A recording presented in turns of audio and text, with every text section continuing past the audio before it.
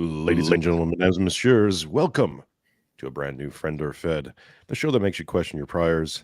It's like Meet the Press, but based. We are waiting for Matthew Erickson to arrive, Mr. PayPal Mafia himself. But in the meantime, let me introduce my guests on the panel that we have so far. Mr. Peter Canona is host of the Pete Canona Show. Mr. Charles Haywood, the curator and content creator and librarian, shall we say, the digital librarian of the Worthy House, and first time on the show, Mr. Dark Enlightenment. Welcome, gentlemen. Hello. We have gathered here. My pleasure, as always. We have gathered here to talk about this topic that has been burning up the dissident sphere as of late, mostly because of Matthew Erickson, who's on his way, folks. Don't worry. PayPal Mafia. Friend or Fed. Now, you might be asking yourself, what is PayPal Mafia? Let me grok you on this one. So, this is from the Wikipedia. The members of the PayPal Mafia are as follows. Peter Thiel, PayPal founder and former chief executive officer, who is sometimes referred to as the Don of the PayPal Mafia. He made an offer that no one could refuse. Max Levchkin, founder of chief technology officer of PayPal. Elon Musk, co-founder of Zip2, founder of X.com, which merged with Confinity to form PayPal. Musk later founded SpaceX, invested in took over the world. Okay. David O. Sachs, former PayPal COO, who later founded Jenny.com and Yanmer. Scott Bannister, early advisor and board member at PayPal. Roelof Botha, there's an interesting name, former PayPal CEO who later became a partner at the venture capital Sequoia Capital, another name you should really pay attention to. Steve Chen, former PayPal engineer who co-founded YouTube. Reid Hoffman, former executive vice president who later founded LinkedIn and was an early investor in Facebook. Ignore him. Okay. So, look, some names here are going to be a little contentious at some points. There are some Jews, a whole bunch of South Africans. So just, do as you will. These are the good guys. Right. Ken Howry, former PayPal CFO, who later became a member at Founders Fund, another name you should pay attention to. Chad Hurley, former PayPal web designer who co-founded YouTube. Eric M. Jackson, who wrote the book The PayPal Wars and became the chief executive officer of the MND Books and co-founded Camp LinkedIn. Jawed Karam, former PayPal engineer who founded YouTube. Jared Kampf, executive assistant to Peter Thiel at PayPal, who founded Side, Home Run, and Nextroll. Dave McClure, former PayPal marketing director, a super angel investor for startup companies. Man, this is a long list. Andrew McCormick, co-founder of Valar Ventures. Luke Nozick, PayPal co-founder and former vice president of marketing and strategy, became a partner at Founders Fund with Peter Thiel and Ken Howry. Keith Rabois, former executive at PayPal, who later worked at LinkedIn, Slide, Square, Casola Ventures, and currently with Peter Thiel at Founders Fund, and invested in TalkBox, Zoom, Side, LinkedIn, Gemini, Room 9 Entertainments, YouTube, and Yelp. Jack Shelby, former vice president in corporate international development at PayPal, who co-funded Carolum Capital with Peter Thiel, later becoming managing director at Grandmaster Capital Investment. Premal Shah, former product manager at PayPal, becoming the founding president of Kiva.org. Russell Simmons, former PayPal engineer who later co-founded Yelp. Jeremy Stoppleton, former vice president of technology at PayPal, who co-founded Yelp. We're almost there, folks. Yishin Wong, former engineering manager at PayPal, later worked at Facebook, became the CEO of Reddit, and founded Terraformation Incorporated. And Yu Pan was one of the co-founders of PayPal and played a role in designing the company's user interface and user experience, who later involved in private ventures and some of the successful startups. Okay. Now, you might be asking yourself, okay, so what, right? Big freaking deal. The premise we're working with here, folks, and we're going to try to onboard you as much as possible, is that if not all, most of the members of that group I just read out, and a few others, notables, are forming a counter elite. And this counter elite is forming directly to take on things like DEI, woke in general, woke Inc., and the current regime. We started seeing similarities in their talking points with people like Vivek Ramaswamy, with Curtis Yarvin, with his work with Patchwork. There are tons and tons and tons of links and similarities within these men, and there seems to be, if not a coordination, certainly a triangulation that's taking place. And that's, I'll say this here, and then I'll kick it over to the boys, gentlemen. Sorry, boys, gentlemen, boys. What we're going to discuss here, many people then think we're endorsing. This is not an endorsement. This is not saying that any of these guys are our guys, that we should all get behind them and suddenly put Neuralink chips in our brains and whatever have you. That's not what we're suggesting here. What we're trying to lay out is that this is the forming field of battle. This is what we think is happening, and this is who we think is making their moves. The hope of all that information is that you, the listener, can make better decisions for you and your family, and can make moves as well. Because it's like you gotta see the forest and the trees at the same time. And if you're living in fantasy land, you're gonna get run over by reality. And what I think what we're presenting here is at least as clear of a picture into this forming reality that we can manage. So, with all that said, Pete, let's start with you, and we'll go around the table. Any initial thoughts? Well, obviously, what you were talking about, whereas as soon as you start talking about this, immediately and I've been guilty of it in the past as well. Every purity spiraler on Twitter, right wing Twitter, is going to get in there and remind us that, oh, look at some of these guys' last name, or that he wants to put a chip in your head, and I wrote a Substack as soon as I got back from Florida because it just reminded me my trip to Florida reminded me something. It reminded me that a couple of years ago I decided who were my enemies. 3 years ago, who are my enemies? There are people who want me dead, and there are people who don't want me dead. The people who are in charge right now, in the regime in charge right now, are people who, they don't like what I believe. They don't like the lifestyle. They don't like the guns that I own. They don't like all of this stuff. Okay. If they could, they would, if not kill me, they would marginalize me as much as possible. From following these guys, from reading these guys, and especially knowing that I'm reading 0 to 1 for the third time now, because sometimes I need to read 3 things in order to read it 3 times in order to really get the message. And I don't get if these guys are inspired by Thiel's work and they're friends of Thiel, they don't want me dead. They have their own thing that they're concentrating on. And if they're making moves, if they're making moves, especially to not take over the government, but influence the government as much as possible to get their own people in there, it's for their purposes. I don't know that their purposes line up with mine, but they seem to be the kind of people who have a purpose, and they don't give a shit if I counter signal that purpose. They're going to do it anyway. I've started following all these people on Twitter. The one thing they have is we're going to get this done no matter what attitude. If it's about getting a website put up, if it's about anything, if it's about stopping immigration, if it's about stopping what's going on in Ukraine. I mean, they talk about this stuff openly. We share some interests. So the way I look at it is, if I had to choose, if these guys are making moves and they want to take over, and I had to choose between these guys and the guys that are in charge right now, I'm gonna go with these guys. I mean, it just seems like a no-brainer to me. We have been using all their services forever, and reading about these guys forever, and at the worst, they're completely indifferent to my existence. And at this point, I'll take that.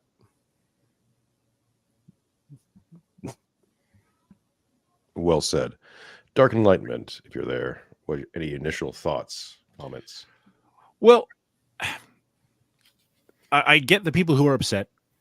Your fellow Canadian Jeremy McKenzie was just banned again, and he, pointed out that Elon Musk has some unsavory associates, and he's shown himself to be able to be bullied and all this other stuff. But Peter Thiel plays chess at a pretty high level, actually.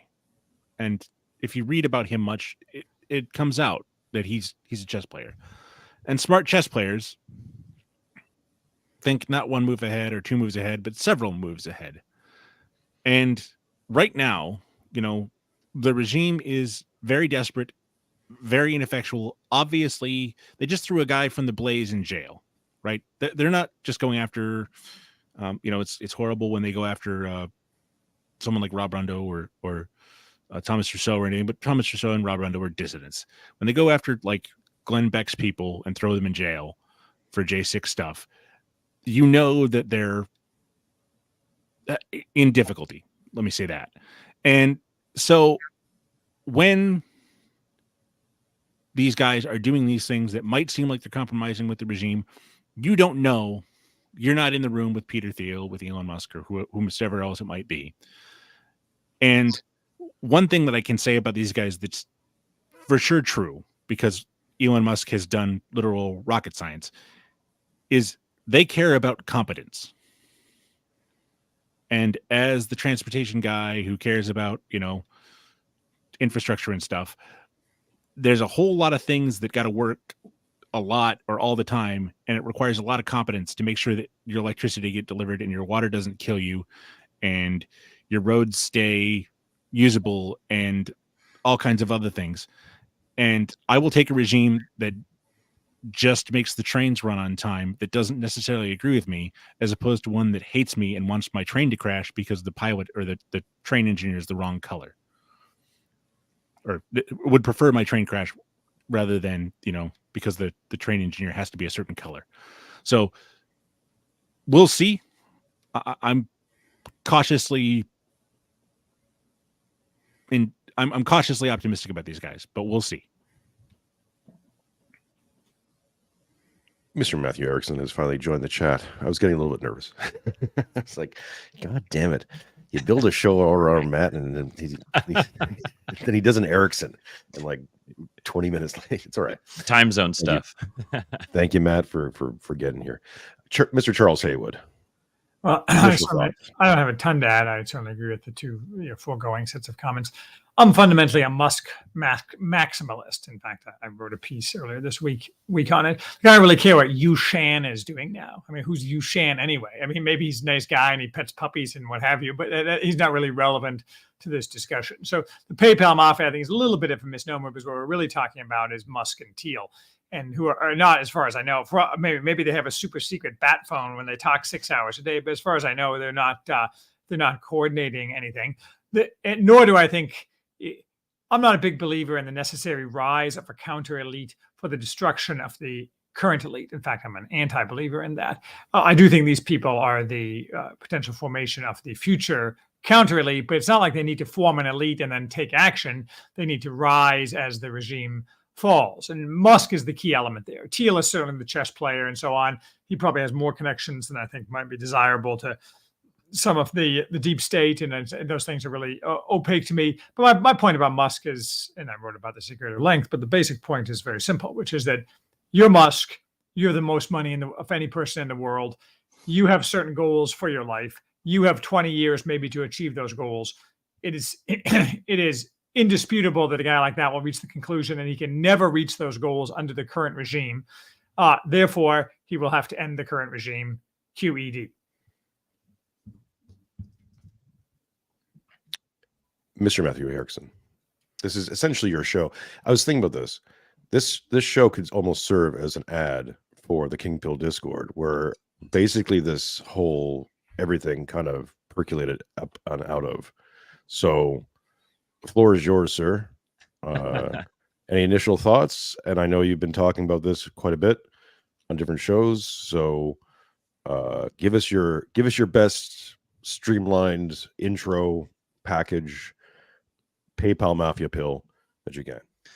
So it's funny kind of becoming known as the PayPal Mafia guy, because it was never really my intent. I just saw this phenomenon that I thought was interesting and started trying to understand it. And I've been trying to, I guess, I've been trying to describe it and understand it at the same time. And these are both different things. The thing I keep coming back to is like Charles said, this is very clearly a rise. We're kind of getting a glimpse into the future. We're seeing a rise of the you could call it counter elite or even just future elites, the people who are going to be running the show eventually. And there's a lot of reasons why I keep coming back to that conclusion.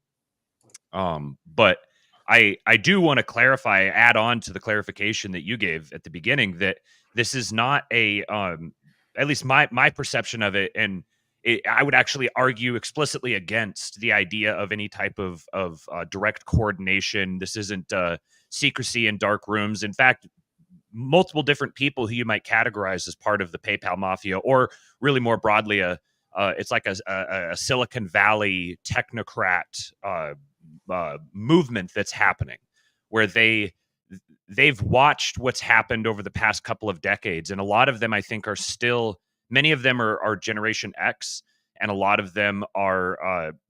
To them, they think of the 90s was like in a very fond sense. Like the 90s was a great time. There was lots of growth and optimism. But even in the 90s, they didn't live in the 90s. So this isn't something where I'm seeing people who want to go back to the 90s. In fact, if you listen to them talk, they're saying, how much have we lost by going off course in the 90s? So to them, they sense that something happened around the turn of the millennium that veered us off course where we were going before, and that there's so much innovation and advancement that we could have made as a species that we haven't made. So in fact, it's not that they want to go back to the 90s, because even in the 90s, they didn't live in the 90s. In the 90s, these were all innovative, forward-thinking. If you're specializing in startup culture, and you by necessity, to be a successful billionaire, venture capitalist, startup founder, successful, all these things, by necessity, you have to have polymathic tendencies. You have to have a deep understanding of the world across a lot of different domains. Now, there's also a lot of autism there. So they have like a really deep understanding of certain domains, but then a complete like unawareness of other domains. However, there are certainly people within this. For example, the schlubby creep Reid Hoffman is very much not. He's very much a part of the PayPal Mafia, but he's very much not a part of this phenomenon that we've been picking up on. He's very much a regime creature. But the rest of these guys, I've been trying to figure out exactly how to describe them, because terms like libertarian and nationalist don't really capture them.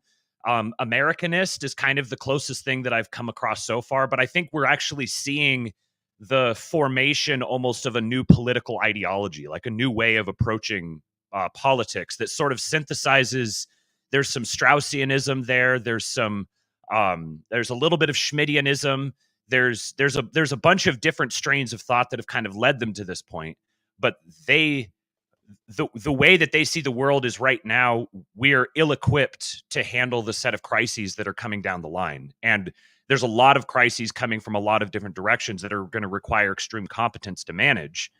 And fundamentally, they believe that America as a polity should exist, that there should be something called America. And that thing that's called America should be economically successful, should be have military supremacy, and should not be shackled down by things like DEI or ESG or global agendas or these sorts of things. And obviously I think there's some political naivete among some of them as I listen to them and watch them starting to dip their toes into this stuff. They're naturally insightful people, but I hear the shit livery that's still in there. But I think they're kind of working these things out. So yeah, this isn't an explicitly coordinated conspiracy, but there's a lot of alignment of incentives. And this coalition in Silicon Valley, I think, is only one part of the story. There's the Silicon Valley coalition. Then there's the New Right Project 2025 coalition. And then the new thing that's come on my radar recently is an Americanist coalition within the U.S. global banking, or the U.S. commercial banking cartel that is also beginning to reject the notions of Zionism and globalism and Davos and WEF, and they have their own economic incentives for that. But I'm starting to see this coalition of these sort of three distinct cabals that are not explicitly coordinating. And in fact, there's a lot of reasons why they may not necessarily like each other. But the thing that seems to unite all of them is the belief that there are no adults in the room, and we really need some fucking adults in the room because things are about to get really bad. I think the point about a new political philosophy is a good one. I mean, I think if you look at Musk has an emergent political philosophy based upon, I want to do X, and so I want a political philosophy that will assist me to do X. Thiel, of course, is kind of the leader there. I mean, Thiel, this is not original with me, everybody knows this, is obsessed with Rene Girard. Yes. And Girard, of course, says in so many words that the left is Satan. And so, and Thiel, of course, gave a lot of money in the last election cycle. And my understanding is he's dialed that back. But my guess is he hasn't dialed it back because he's become more left wing. He probably just realized this is a waste of my money and probably more importantly, his time to start to be supporting elective candidates. I have no idea, but it would make sense that he's focused on a deeper creation and deeper action than putting Blake Masters in the Senate. Nothing against Blake Masters. Blake Masters looks like Julius Caesar, so he must be awesome. But it's, I think the point about these people are feeling their way individually and, to some extent collectively to a new political philosophy is a good one. And there's a lot going on under the surface that's simply opaque to us. And one of the things, the immediate pushbacks when you get when you hear this is the phrase "Thiel bucks" gets thrown in your face, and they couldn't even win. I want some. I would really like some, please. They couldn't I'm even a big win. believer in patronage. Yeah. They couldn't even win in Arizona, but yet they won in Ohio. So it's like, okay, so why couldn't they win in Arizona? Because no one had bothered to fix the voting mechanism from 2020 in 2022. Now, I don't know if that's getting fixed for 2024. That's something that I was talking with Vincent James about that the other day. But we'll see. It looks like right now, if the election went off, Trump would probably win by 90%. So it's like, what are they going to do? But the whole Thiel thing is, once you start really, how Matt said, if you want to really know what Vivek is about, listen to his interviews, like the long interviews, 2 hours, 3-hour interviews. Then you'll really get it. You'll know that he's read Burnham. You'll know that he's he knows elite theory. If you want to really get an idea what Peter Thiel's all about, watch his speeches. Oxford Commons. There's some speeches he's given in England in the past year, and you really get the idea that he knows he can look at the world and he knows exactly what the world is right now. And I think it's a point to remember too. My point earlier, these people are not young. Right, they're basically my age, which is 55, and so when you're 35, you're like, well, there's a lot of problems, but I can solve those later. These guys are now looking down the barrel of their mortality, and they're like, chop chop. They're not dumb. Yeah. Well, yeah. I'm just saying. What I'm saying is that if he's the linchpin in all this, and you're watching what Elon's doing, I think Elon's being very careful about a lot of what he's doing. He's not stepping over the line, although he does every once in a while. You can see that plans are in place, and then when Project 2025, the takedown that somebody just did on the New York Times of it, just basically going through it, you see Thiel's fingerprints all over it. So a couple things are necessary. Again, I'm skeptical. Slightly optimistic, but skeptical. I'm sure you guys all remember the Time magazine article about the fortified election. I went over that with a friend of mine, and it's like, well, you're going to get a tech oligarchy no matter what, right? We're living in one now. We're living in the Eric Schmidt, Sergey Brin, I forget who else, but we're basically living in the Google and aligned. Bill Gates, right? Bill Gates is if there's any one person to blame for the vaccines besides Anthony Fauci, it's Bill Gates. So we're already living under this tech oligarchy. I would like a better tech oligarchy, please. That's Curtis Yarvin's whole thing is you're going to live in one of these no matter what. Find a better one. So that's something to keep in mind. And the other thing that people have to keep in mind is right now, the average American is just now starting to figure out things are bad. These are not people who were, refreshing the comments on unqualified reservations in May of 2007. Okay. I was one of those people. I'm really weird. All right. Like it takes a while for the average person to realize how illegitimate our present regime is. But when Tucker Carlson and Glenn Beck are calling it the regime, then that is a massive change.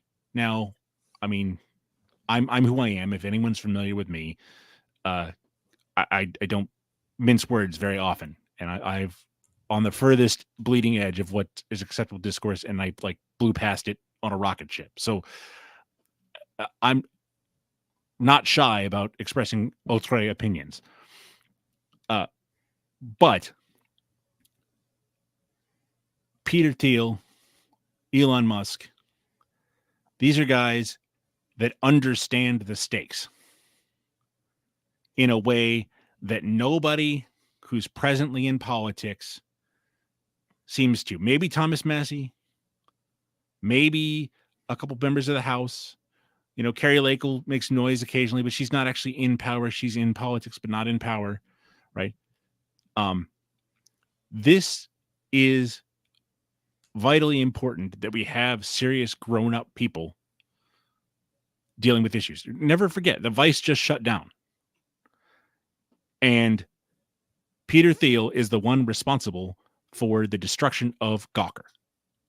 So this ecosystem on the internet of just establishment, vile, disgusting lies, with totally degenerate content, just lost.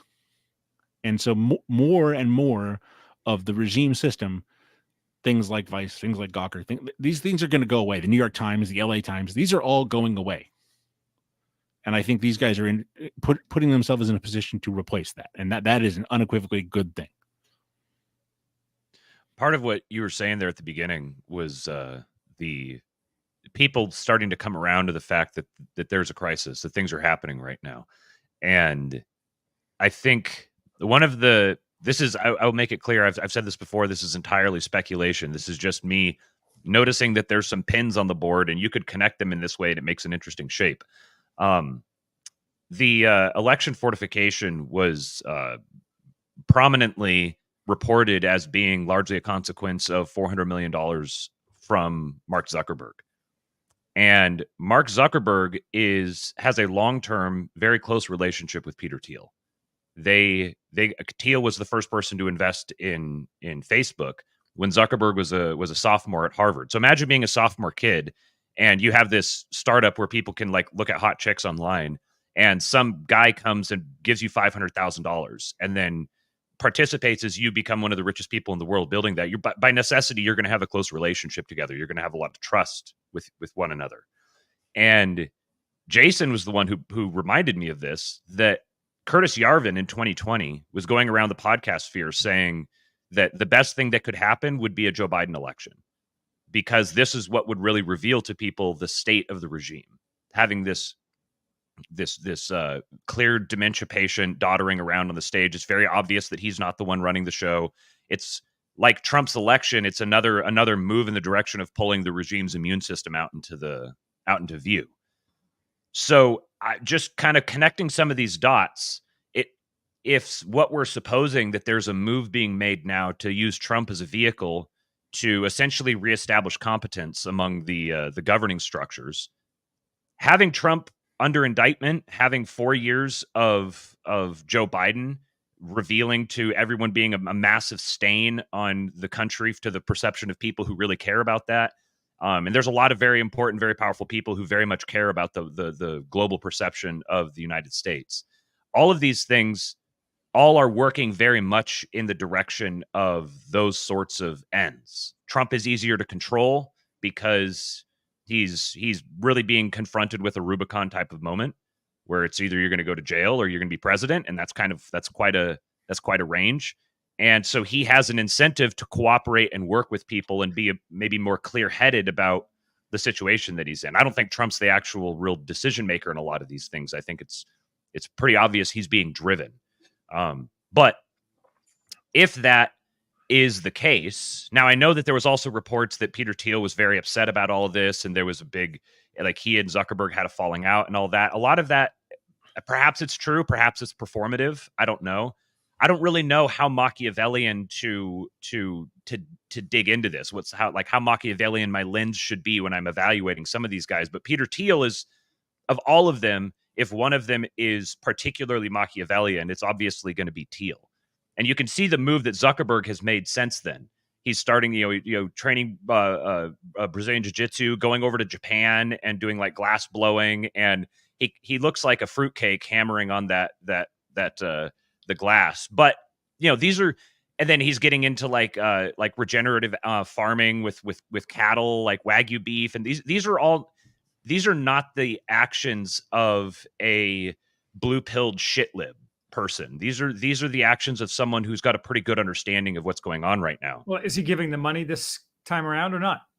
Right. And to whom is he giving the money? There should be an answer at this point. And we're only 7 months away from the election. I mean, I'd like to know the answer to that question. Seems to me that it's important. I mean, I think it's a very interesting analysis. It's important to remember that Thiel in particular, or Thiel and Zuckerberg, has power, but is not in power. Mm-hmm.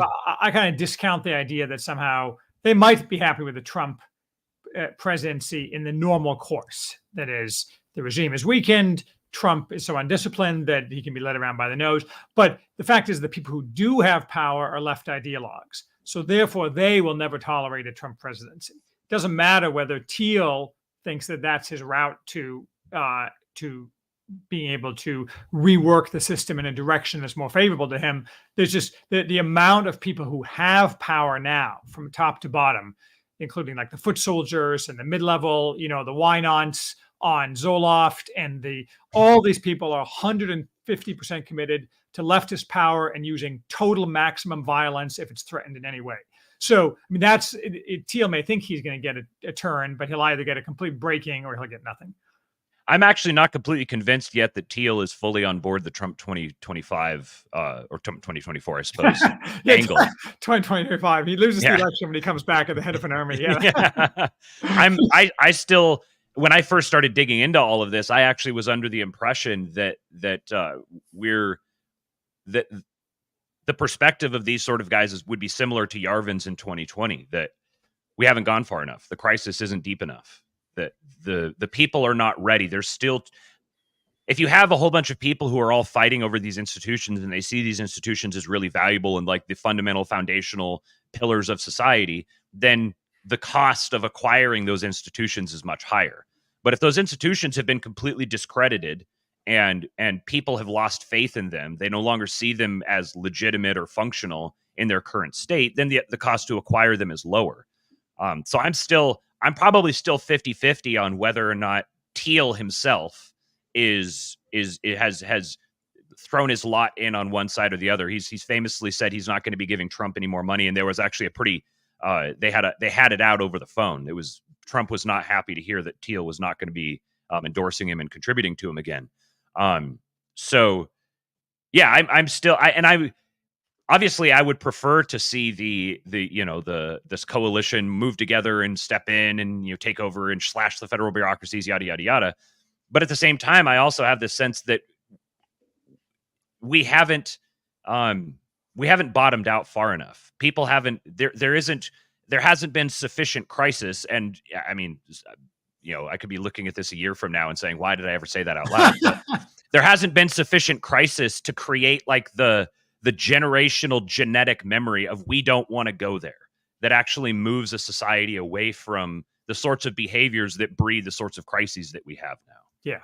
Well, I will say as a sidebar on Zuckerberg, he may be hammering things and blowing glass, but let's not forget that with these kind of soy millennial types, it's his wife who really calls the shots. So no, the fact, especially given his wife's background, right? The fact he gave away $400 million to destroy the country is probably not because Mark Zuckerberg got up in the morning and said, "This sounds like a good idea," even in 2020. It's probably because his wife said, "Hey, honey, you need to do this." And I mean, the same as same thing happened to Bill Gates. I mean, Steve Jobs. I mean, look, poor Steve Jobs. He's rolling around in his grave because his horrible ex-wife, well, widow, I guess, not ex-wife, is giving enormous amounts of money to the things that Steve Jobs didn't hate, because he just would he's like, that's dumb. Why are you doing that? And so, I mean, all these people, their wives either in their lives or later destroyed a lot of things that they wanted. So what Zuckerberg wants may not matter, I guess, is the point. Okay, let's look at some other triangulation. Let's walk this backwards from where it started, because what I was in the King Pill Discord talking to Matt one day back in, I think, January, and originally the idea was to do a Vivek friend or fed, when he was still running. I had struggled with PayPal Mafia, Vivek, whatever. And I kind of loosely said to Matt, I think my intuition says that Vivek and the PayPal Mafia are somehow connected. Like, there's a connection here. I just hadn't made it yet, because I was kind of looking at like who Thiel is involved with and stuff. And then Matt went full Charlie from Always Sunny in Philadelphia, and just went right. This is why I give all the credit to Matt in the world, because he did all the freaking work on this one. So let's walk it back from Vivek, because here's the interesting connections, right?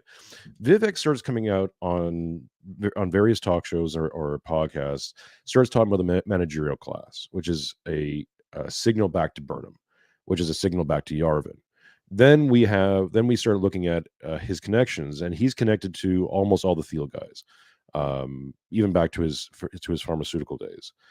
What seems to be happening here, and we can see it across multiple dimensions, and this is why all these roads lead back to Peter Thiel, is that Peter Thiel studied directly under René Girard. So he's got a black belt in memetics. And what I believe is happening on multiple dimensions in multiple ways is Peter's trying to create memetic models. I refer to as like Build-A-Caesar, like almost like a Build-A-Bear. And we're seeing elements happening when you look at Bukele, Milei in Argentina, Bukele in El Salvador, Wim Wenders in Holland. All these guys have to do is be successful in one domain. So is it clearing up crime and violent criminals in El Salvador? Is it slashing 75% or whatever it is of government agencies in Argentina? Is it, I think, Wim Wenders, we'll see when they actually let him become prime minister, which is weird. He's being withheld. I think he's going to get right behind the farmers and lead lead that kind of revolution in Europe, which is sorely desperately needed. So you start to see this triangulation of, when you look at what Girard says about mimetic modeling, it's that you kind of take aspects and people begin to model those desires. So when I had Curtis Yarvin on with you, Pete, for the Joe Rogan Friend or Fed, one of the things I said to Yarvin and we agreed upon is that the desire has to be for order. Almost any order will do to a certain degree. Because once you have people desiring order, then you can start to manifest order, and you can start presenting models or moderating people to that order. And this is where I think Peter Thiel is the guy who's directing traffic and putting people in positions. We're going to get to Prospera in a sec, because that's when you start looking at what they're doing in South and Central America, and in places in Africa. And then you hear Trump talking about freedom cities. Now we're starting to see patchwork go online, some sort of operable form of that. And that's really interesting. It goes into smart cities. It goes into 15-minute cities. It goes all the things that everyone's going to complain about. Yes, but they're onloading. This is happening now.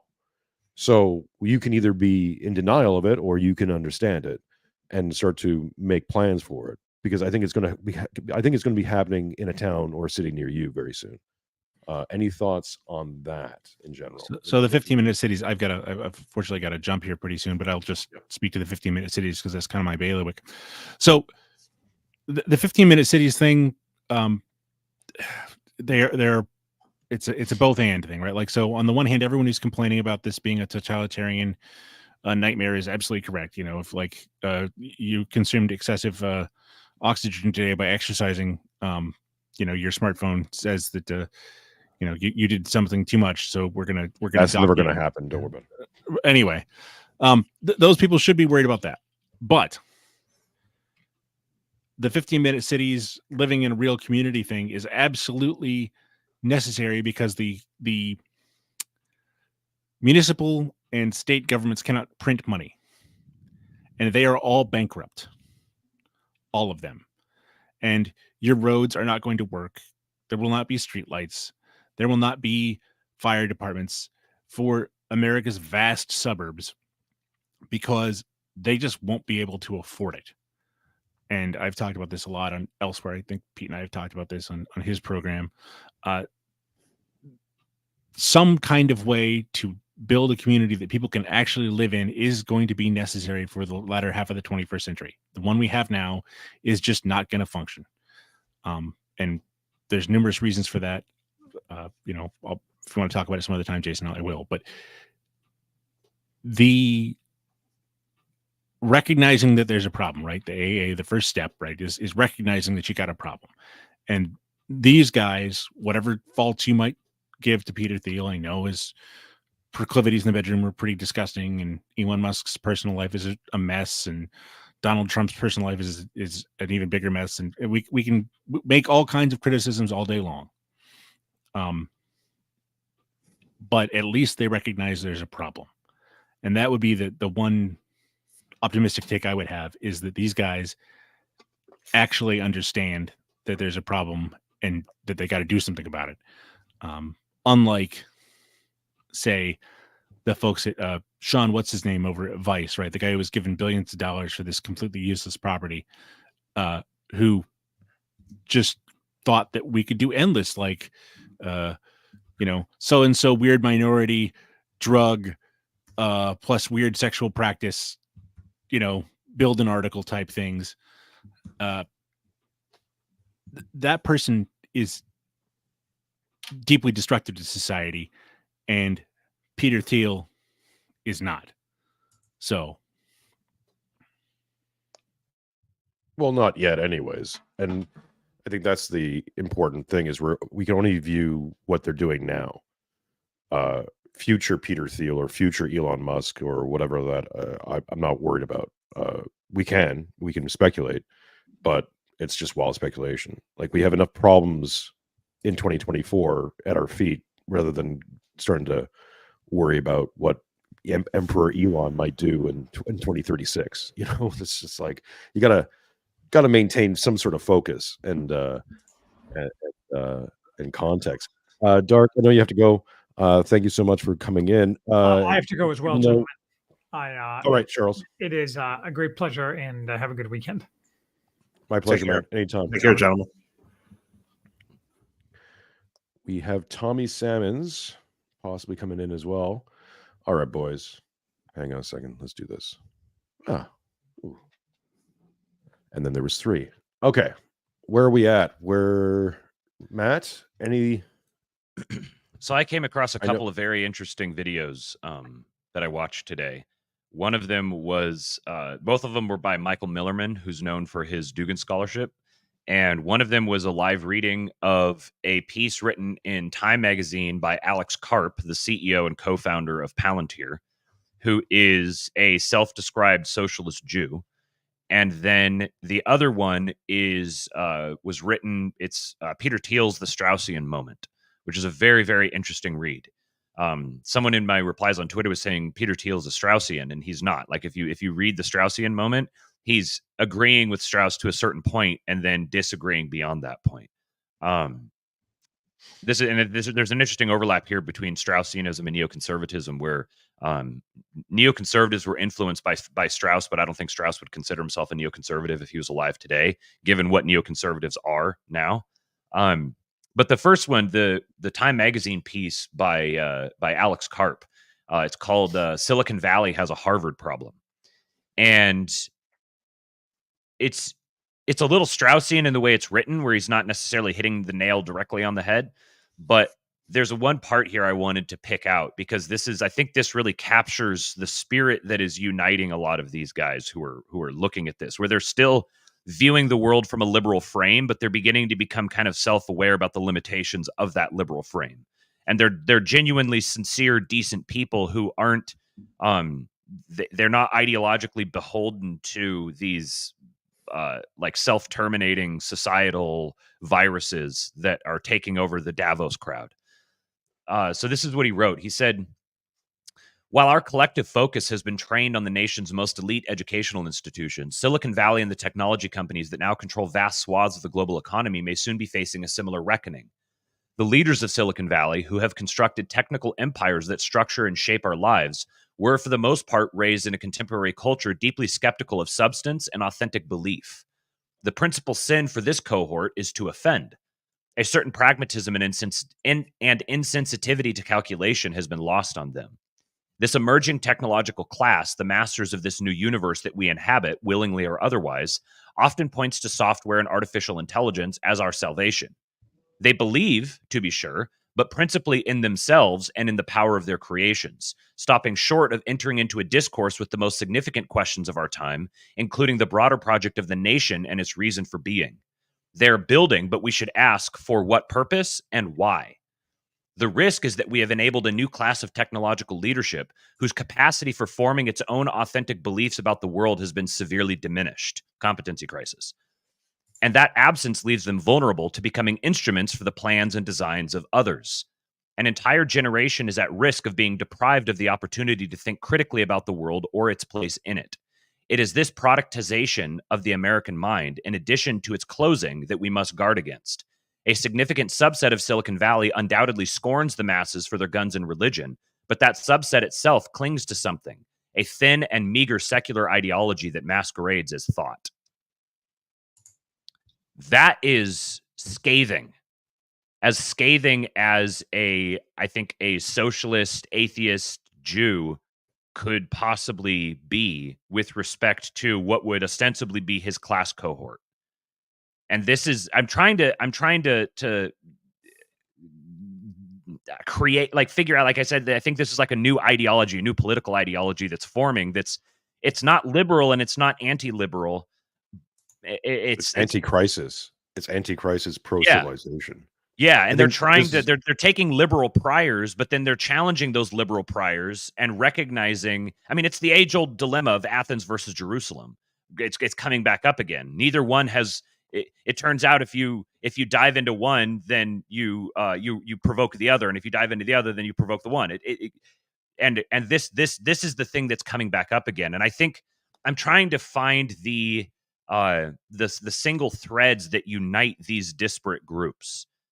Because many of them are very culturally different. They're very personality is very different. They have different positions on Israel. They have different positions on the Ukraine. They have different positions on all these different things. What is the thing that unites them?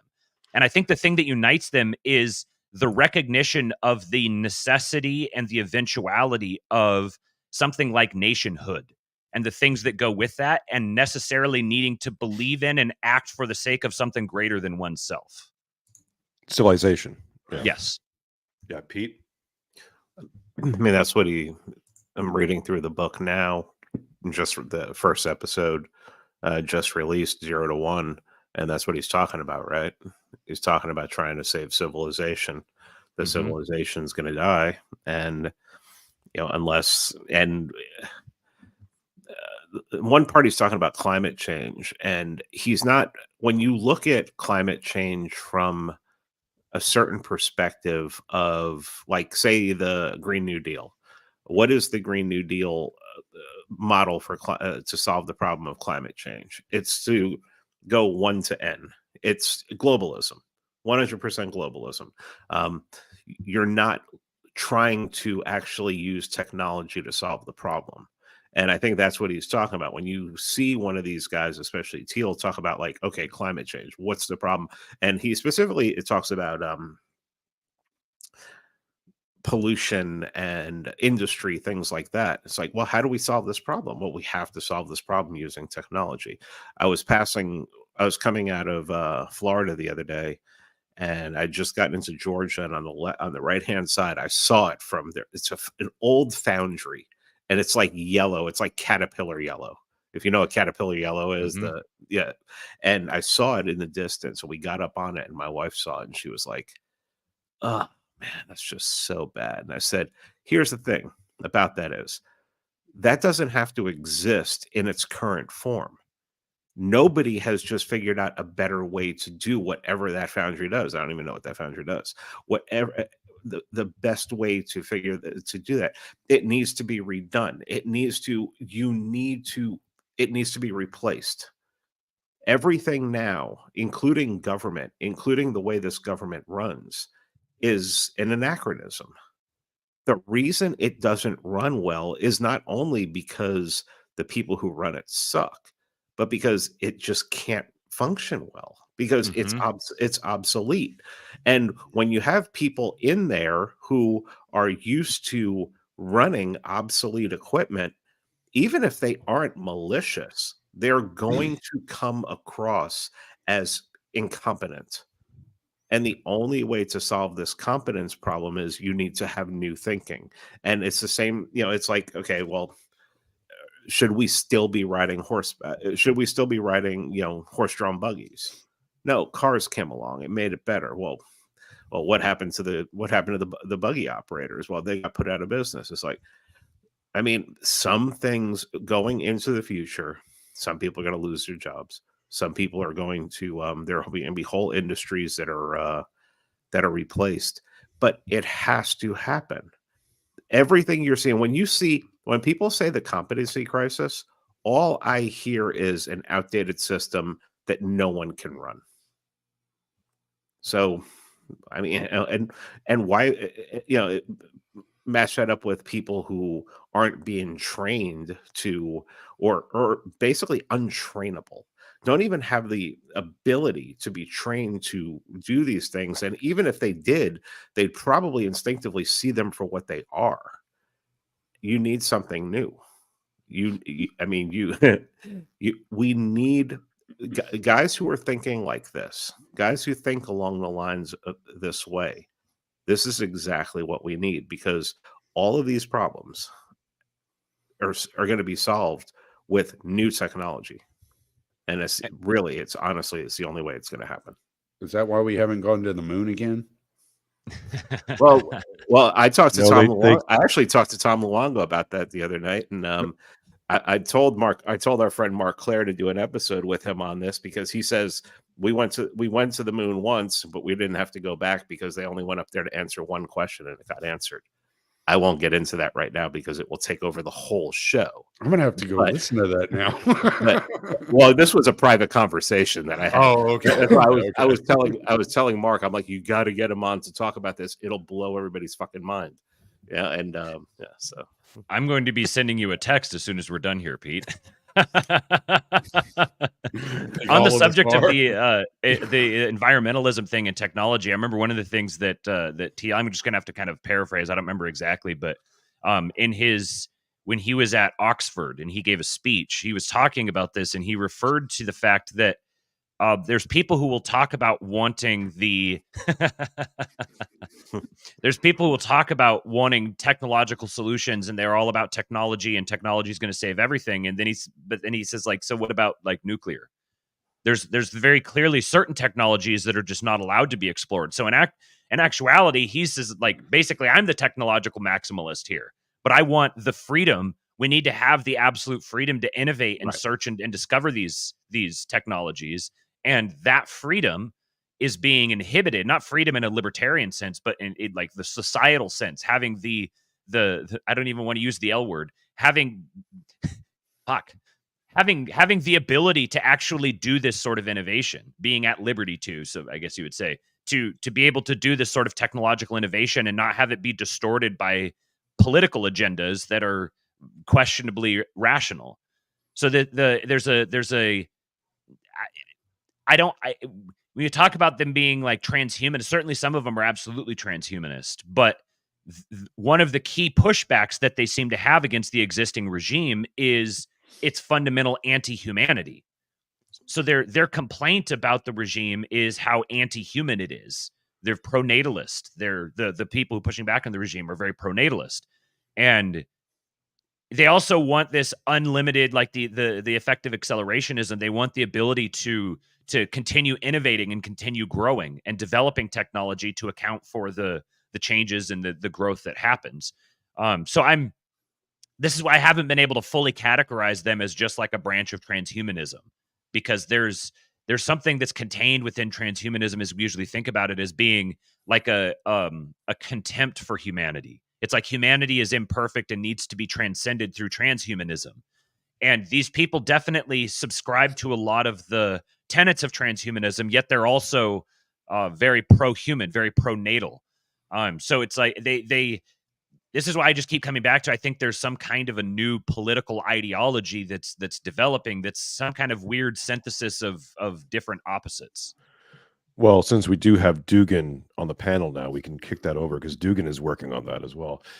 Tommy, Herr Dugan, before we kick it over to you, I'm just going to read out some super chats. Super chats from Fountainhead Forum, $5. Thank you very much. I visited El Salvador in November from Sunday to Friday. I saw one woman with a small tattoo. Unlike the USA, women in El Salvador are civilized. Well, are becoming more civilized as the conditions do improve. And then, of course, from Bryanson, $5. Thank you very much. Any thoughts on Eric Weinstein's focus on the UAP phenomenon? He's close to Thiel and had him on his episode of one of his podcasts, both adjacent to the military intel. Let's put a pin in that because, Tommy, I'd like to get your thoughts initially. And then, Matt, we're going to have to shift this over to Gundo at some point pretty soon, I think. Pete, do we have you for a bit longer? Yeah, okay, good. So we'll keep on going until we don't. Tommy, how you doing, brother? Thank you for joining. Any initial thoughts? Well, I had talked to Courtney Turner a while back, and we were chatting about Elon Musk purchasing Twitter. And one of the things I had mentioned to her was if you begin to like dig into some of these big purchases, you see Peter Thiel's fingerprints back in the background a lot. He's back there doing a lot of stuff. He's not very, he doesn't seem very active as far as vocal, but he is very active with his money, and he's spending a lot of money in a lot of different places. And she took that as a bad thing, whereas me, I was more intrigued by it. And that's why I was so excited whenever you started digging into this stuff, Matt, because it was, for me, and I've mentioned this to you, it's just instinct for me. I saw it and I was like, there's something interesting about this guy. I don't know what it is. And so I've kind of like peripherally kind of tried to pay attention to what he's doing, but obviously I can't keep track of, I don't have access to his bank account, so I don't know where all his money's going. So, but yeah, so I find it really intriguing that you're digging into this and that you're looking as closely as you are. I did just send you a text actually. When I was on the way home, I was listening to a Glenn Beck episode, and he mentioned Project 2025. He didn't. I said in the text, he didn't dive into what it is, but he mentioned it was a brilliant strategy that the conservatives had put forth. And I was thinking about your last appearance with Jason, or maybe it was with Pete. One of the ones I listened to you on, where you're talking about Project 2025, and I found that really interesting. What are the details of this? I haven't had a chance to look at it. So, like, what are the details going into this Project 2025 that they're looking at? Because it sounds like it's kind of subversive in a way, but in kind of like subversive as in almost like rewinding prior, like not rewinding, I don't know, like trying to dig beneath progressivism, I guess I would say, like trying to get like a shovel up under that stone and lift that stone up so that the rest of us can see how it all operates. So it's made up primarily of, there's 4 major tiers to it. There's the policy agenda, which it's a 940 page or 980 page tome called The Mandate for Leadership, which is something that the Heritage Foundation has put together ever since the early 80s when they were formed.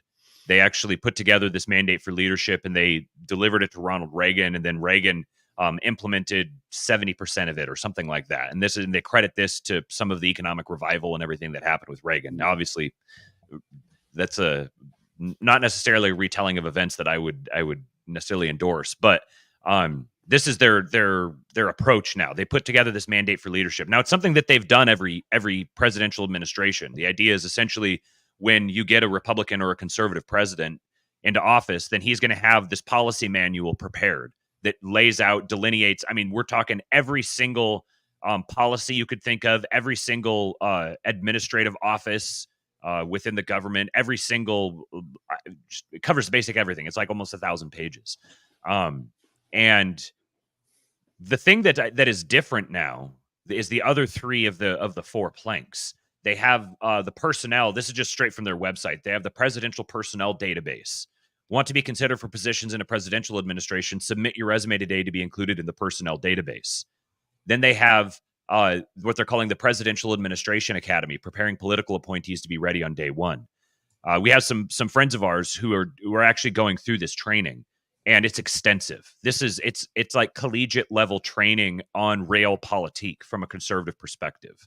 They're describing the functions of government, how to be prepared for it, and how to things like how to navigate the media, how to prepare to be canceled, how to protect yourself from being canceled, how to basically if you're not getting haters, you're not doing it right. So it's a very this is essentially the kind of like a Republican equivalent of something like Media Matters, where it's actually sounds even more extensive than that, where it's creating a college level course to train people on how to think like a conservative governing appointee would. Let me read this. This came out yesterday in the Washington New York Times, and it's an opinion piece on Project 2025. And where is it? He says mandate for leadership. I'm like 3/4 of the way down the article. I'm in archive.org because I'm not paying for the Times. Mandate for leadership is not just a president exerting control over the executive branch, but also the executive expanding its power over the other branches of government. Basically, it's how Yarvin describes how FDR basically took all the power of government and put it into him. And then when he died, the power was not passed on to Truman. The power just went and just dwindled down into all of the branches of government, all of the offices, and basically that's how you got the deep state. That's how you got everything. That it's basically this guy is smart at understanding that it seeks to reinstitute that with a conservative right-wing president, where all that power is going to be taken out of everywhere of the government and put right back into the power of a Republican president who would rule again like FDR. And if anybody's ever looked into FDR did 4 times the amount of executive orders than any other president. He basically changed the government forever. If he would have passed the power on to the next president, we don't know. And then every president would have done that subsequently. Who knows what the country would look like right now, but most of that power, almost all that power, was given to the government itself, taken out of the head of the government, taken out of the executive branch, taken out of basically the 3 branches of government, and given to all of the career politicians. So that's where you are. And the notion is essentially that you should have that the chief executive is responsible for running the executive branch, and that having all of these unelected bureaucracies inhibits the executive's ability to run the executive branch, because then the bureaucracies themselves become the executives. And the knock-on effect from that is that then the legislative branch no longer legislates. They just kick off everything to the unelected bureaucrats. So this particular point right here, the idea of the unitary executive, this is the big crossover between Project 2025 and what Vivek was talking about. This is what made me connect the two. Because Vivek is talking explicitly about firing 75% of federal workers. And he's not just using this as rhetoric. He describes in detail how you would have to go about this to be able to do it legally, and do it in a way that the courts are going to sign off on, because that's how you would necessarily have to do it. And whose blueprint is this? Who drew this up? Was it the Heritage Foundation? Yeah, it's the Heritage Foundation in cooperation with TPUSA, Hillsdale, and like 80 other different Republican NGOs, firearms representative groups and conservative education groups and all sorts. There's like 83 different groups, I think. I just laugh because I'm thinking of the Michael Malice saying conservatism is progressivism driving the speed limit. It's like they finally read the Machiavellians. Yeah. That's I mean, so what really studied FDR. What really got my attention about this was when Yarvin was on Charlie Kirk and he mentioned Machiavelli, and Charlie Kirk lit up and was like, "Oh yeah, I've been studying Machiavelli with Michael Anton," and and then he was raving about him and like talking. Like, it was very clear that he wasn't just using it like a buzzword; like he actually understood. Well, and I told Charles that he had said that he was studying Machiavelli with Anton, and Charles said, "Well, there's probably no one better to study Machiavelli with than Michael Anton." So, I mean, I think the thing that I listened to the Yarvin Charlie Kirk interview with my wife, and the thing that we were most impressed with was that Charlie may be the best interviewer ever that controlled him. Yes. It actually got him to stop talking, got him to stay on point, and got him to answer his questions. And he was never in over his head like Tucker Carlson. I mean, Tucker Carlson interviewed Yarvin and he was in over his head. Mm-hmm. When he asked questions, you could tell he was asking him leading questions without making it obvious that he's asking him leading questions. He was actually challenging him and forcing him to unpack some of what he was saying a little bit more, but in such a way that it was actually reinforcing and basically adapting Yarvin's points to his audience. Which if you get the BoomerCon, TPUSA, or Millennial Con, as the case may be, TPUSA audience radicalized around Yarvinism, then like that's going to make a dent. I don't know how big that dent's going to be or what it's going to look like, but it's going to make a dent. I did not have Pete and Matt try to convince me to go listen to Charlie Kirk on my 2024 bingo card. I'll join in. I'll join in because when I saw it, I immediately typed texted Matt and was like, "Hey, do you know this is happening?" And he's like, "What?" I'm like, "Yeah, Yarvin's on freaking Charlie Kirk." Yeah. All right. Why would I do that? Okay, so we talked about Project 2025. Let's talk about Prosper for a second. And everyone vote in the poll I just put up here. Is Bill W. a midwit? I'm saying yes. But I think Bill W. is a libertarian.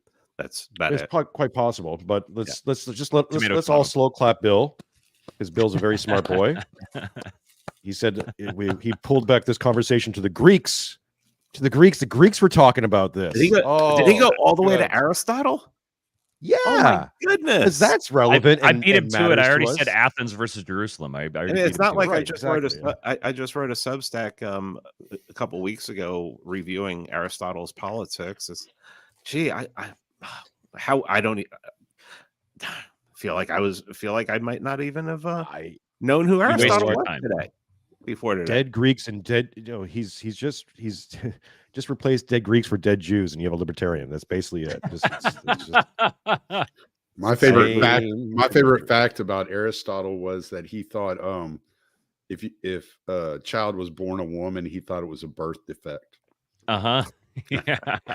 He also thought that women had like a different number of teeth than men, which is kind of an odd thing to think, because I mean, did he not have any women around to check? Wasn't it Aristotle who first said something along the lines of like, "I don't trust anything that bleeds for 7 days and doesn't die"? Isn't that Aristotle? I thought that was my grandpa. Maybe he's just well read. That's where I learned it. He's pulling from the classics, Tommy. See, Tim Miller in the comments is falling for the typical thing where he's like, "Oh, we'll have 40 million more Indians in the country." No, we won't. We'll make them work remote. That's what these Yes. guys would do, is they would make them work from another part of the world.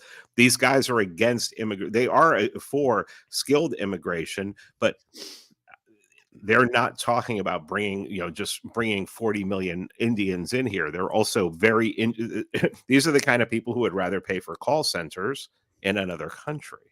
Yeah, I was going to say And Tim Miller sounds like the type of person that likes when he can't understand the person at the call center.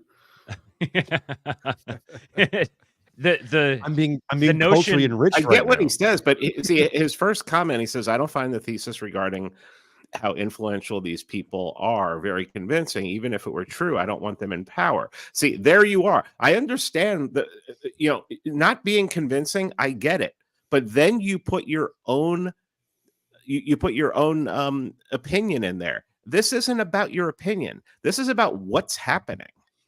And it's going to happen. This no isn't matter. Baskin Robbins. Tim Miller, I don't care Tim what you Miller's like. not going to stop this from happening. I'm not going to stop this from happening. None of us are going to stop this from happening.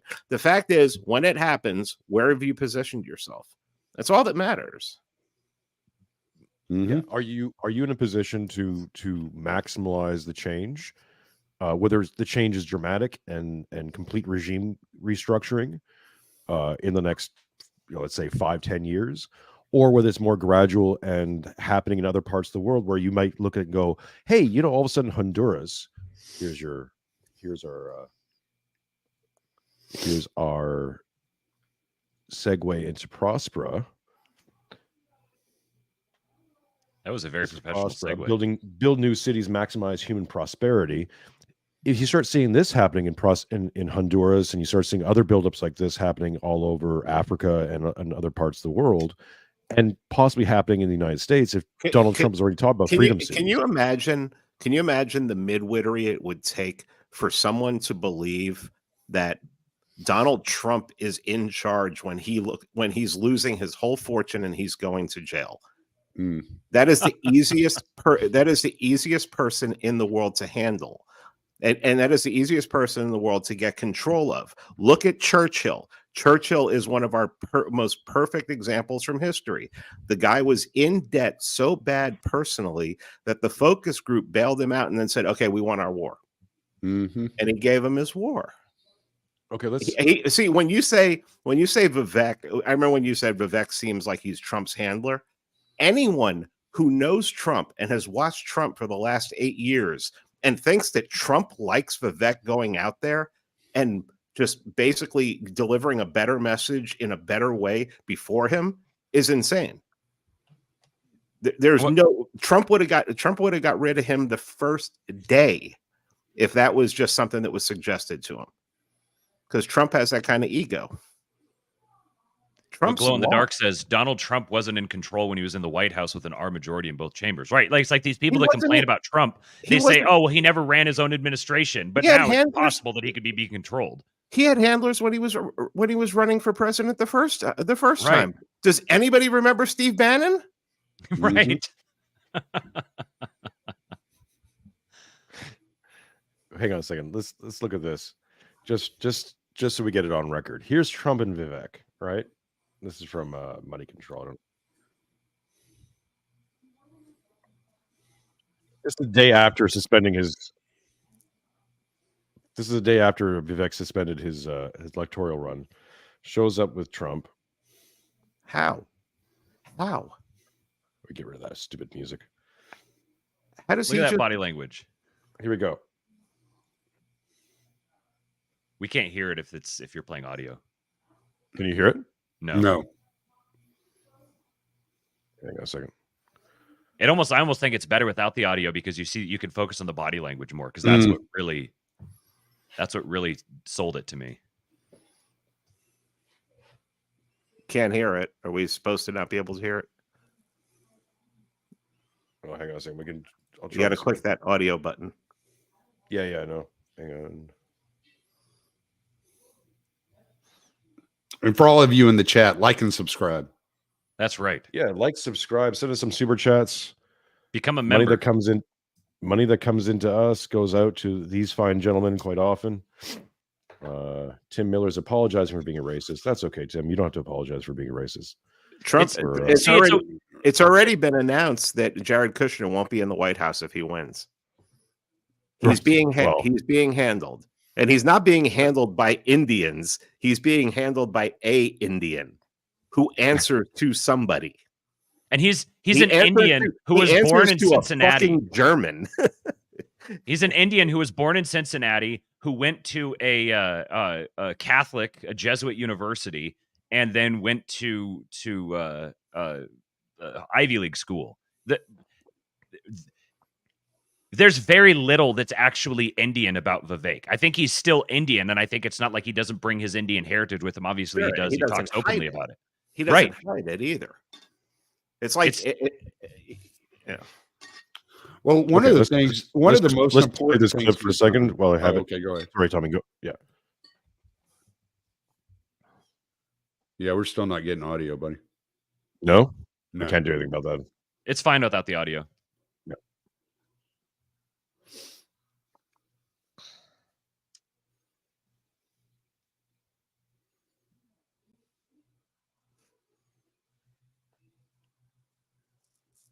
Again, he's promoting unity for the GOP. Yeah, Trump's body language when he's meeting Milei. He's young. Yeah.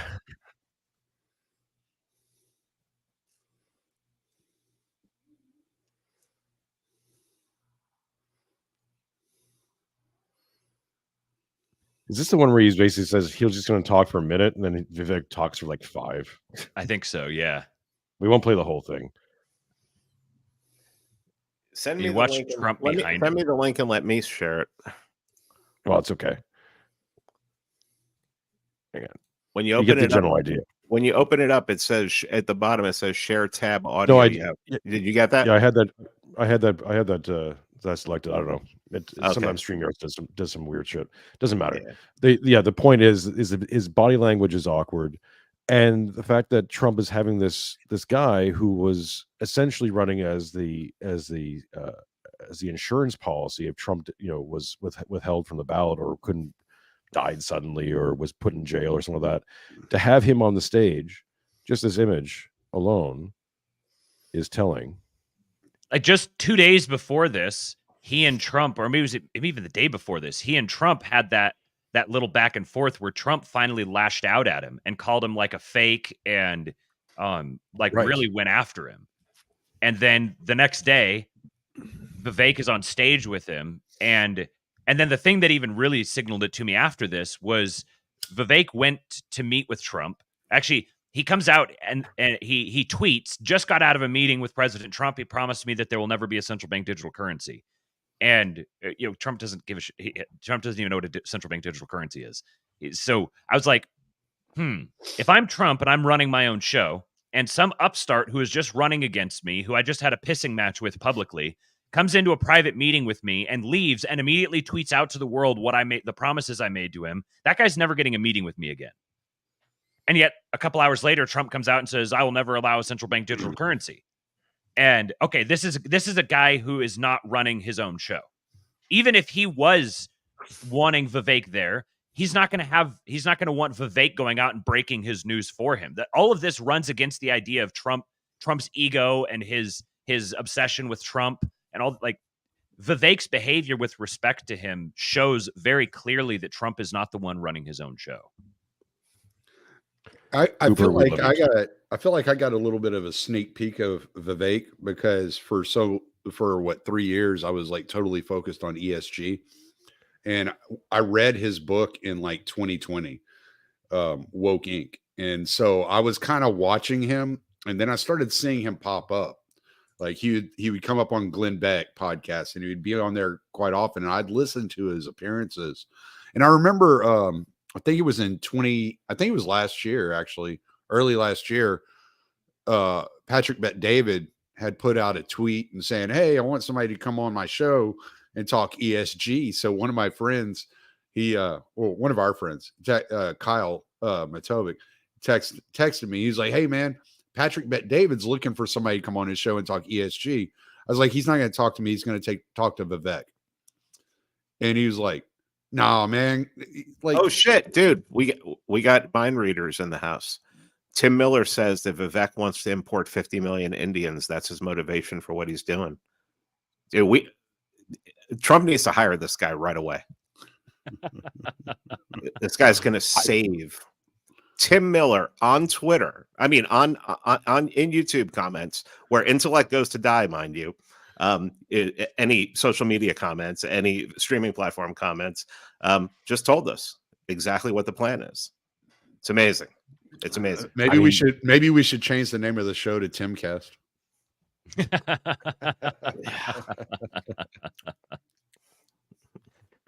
Tim Miller cast. But yeah, right, so Tommy, yes.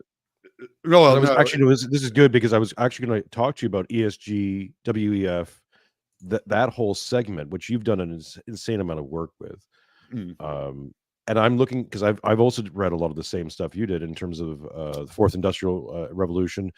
There's the way I'm seeing things kind of work out. You have like the Dugan area, the fourth with the fourth political theory, and sort of searching for a post-liberal new political order.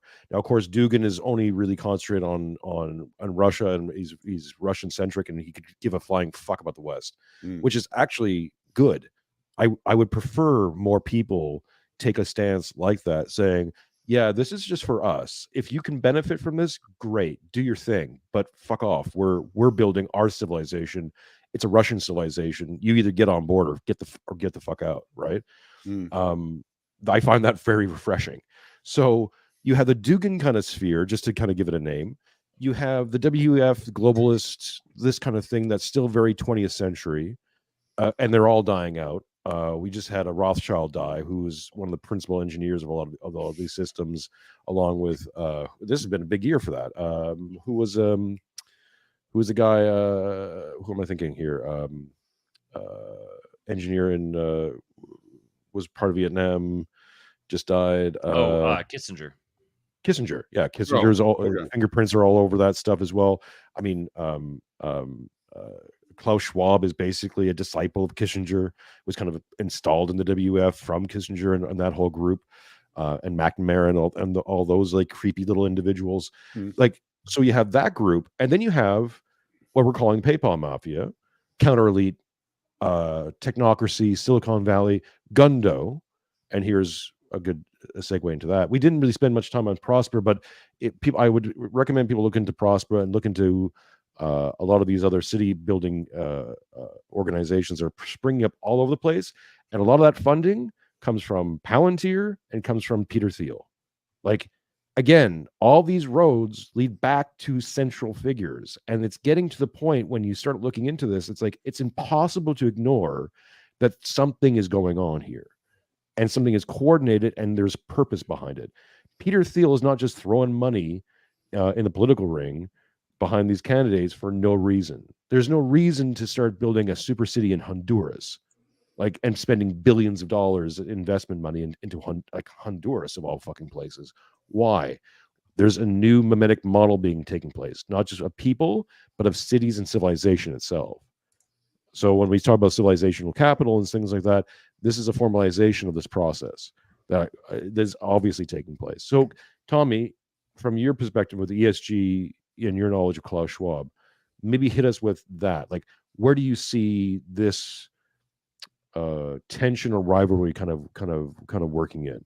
Because what we're talking about here seems to be almost anti all of that kind of project. I was Matt had mentioned Michael Millerman earlier, and I was listening to one of his shows. I think it was like 2 days ago, maybe 3 days ago, and he was reading an article. I think it was from the American Conservative. I was driving, so I couldn't keep up with who wrote it or anything like that, but I caught the general premise of it. And he was talking about how Russia and those traditional kind of countries like Russia, Saudi Arabia, Iran, that like put a lot of influence, a lot of emphasis on tradition. They look at the future, and they're looking at how the future is part of the arc of the past, and how it glorifies their ancestors. And it's all about kind of this pride of within the ancestors, and how liberalism is trying to outrun the past. It's trying to the progressive agenda, the liberal agenda is to move forward in order to erase the past. You can see this very blatantly in South Africa. If you really like pay attention, like want to go back and look at their politics for the last 20 years. I think what I'm hearing from Vivek and Peter Thiel and some of these guys, it's a glorification. It's this kind of like idea that, hey, look, the past wasn't all that bad. There were bad things, but it doesn't. You don't throw the baby out with the bathwater, right? You want to hold on and you want to utilize the good that came out of the past, and you want to grab onto that tradition and build off of that, so that we have something better going forward that glorifies the American tradition, that glorifies the ancestors of America. And I think Vivek taking the step to start Strive, to compete with BlackRock, to compete with Vanguard, was a huge step, right? Because if you go look at, like, I never signed up for a 401k. I never like kind of trusted those things. But my companies that I've worked for have automatically put like money into 401ks for me. And I get statements all the time. And all these statements, the only names I see on these statements, BlackRock and Vanguard. And I have the ability with Strive existing to take that money out and put it in to Strive, so that that money isn't being taken, invested in a way that like pushes the ESG agenda, the DEI agenda, because what they're doing, what these companies are doing through this kind of liberal lens, whether it's through the WEF, whether it's through the Global Governance Board, which meets in Dubai every year, the World Government Summit, all these things that meet up and are pushing this global liberal agenda. What they do is they take your money that you've invested and they utilize that money to push their agenda. They're like, okay, our investments will go into your company if, in fact, you meet these DEI requirements, you meet these equity requirements, if, in fact, you do shun the founding of this country, or you shun whiteness, or whatever their pet project for the day happens to be. So what Strive has done is it come in and it's taken that element out of it. And so in what I'm seeing when they're doing that, they're trying to get back to the business of the people for the people kind of idea. Now, whether you agree with their political ideas or not, it's like right now we're in a position to where we can stay on the same path, or we can find something a little bit better. And they seem to be a little bit better. It may not be, it's like I always said when it came to like Elon Musk or Peter Thiel, like, I'm aware that our visions don't line up completely for what the perfect world is, but today they are a friend. Whereas tomorrow they could very well be my enemy. But at the moment, having those powerful friends and backing those powerful friends is the best we got. Look, I'm a single issue voter, essentially. I'm for the side that I think is less likely to force puberty blockers down my daughter's throat at some point because she likes sports, or she likes the color blue. Oh, well, must be a boy. Like, whatever side is against that is my friend. That's right. I'm pretty simple on these elements. I hate to bring it down to that level. We need to get Tom Luongo on the show, or on all our shows at some point, to discuss what he just talked about on the Duran, because what he talked about on the Duran is really interesting about the about corporate banks basically being the bulwark, the Fed almost being the bulwark against this globalization regime, specifically, I think, to react against something like a CBDC, or a globalized or the new sort of war bonds that they're trying to push in Europe to kind of save the euro. and create this new Eurozone, which will create this whole global hegemonic massive blob. What's refreshing on this, and I think this is where a lot of I think we need to our be contemporaries, careful with this. Like, just real quick, let me throw this in there. yeah, The Fed had a pet project last year to where they instituted a global currency that was being tested in 11 different states, I want to believe. I haven't looked at the article in a long time. I could go find it fairly quickly. I know I put it up at my Substack last year at some point. But they're testing these things too. But what they don't want to do is get locked down into this global like currency. They don't want the global standard to set the standard for the Fed. The Fed wants to have the ability to step out and kind of do things their way, the way they've always done things. And if it boils down to where like our choices are like we embrace the Fed today so that we can kill the global financial market, okay, fine, I guess we can do that. But there's going to be a day where we're going to have to burn down that building. The way I was telling a friend of mine when we were discussing this is with Vivek challenging the central bank digital currency and getting Trump to swear an oath against it and all that.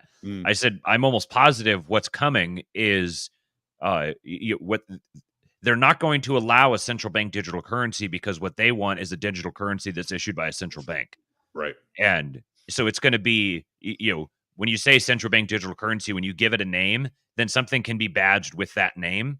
And then all you have to do is just not give that name to this other thing. Right. And well, no, it's not a central bank digital currency. It's a digital currency that's been issued by a central bank. What are you talking about? It's like what they've done with ESG.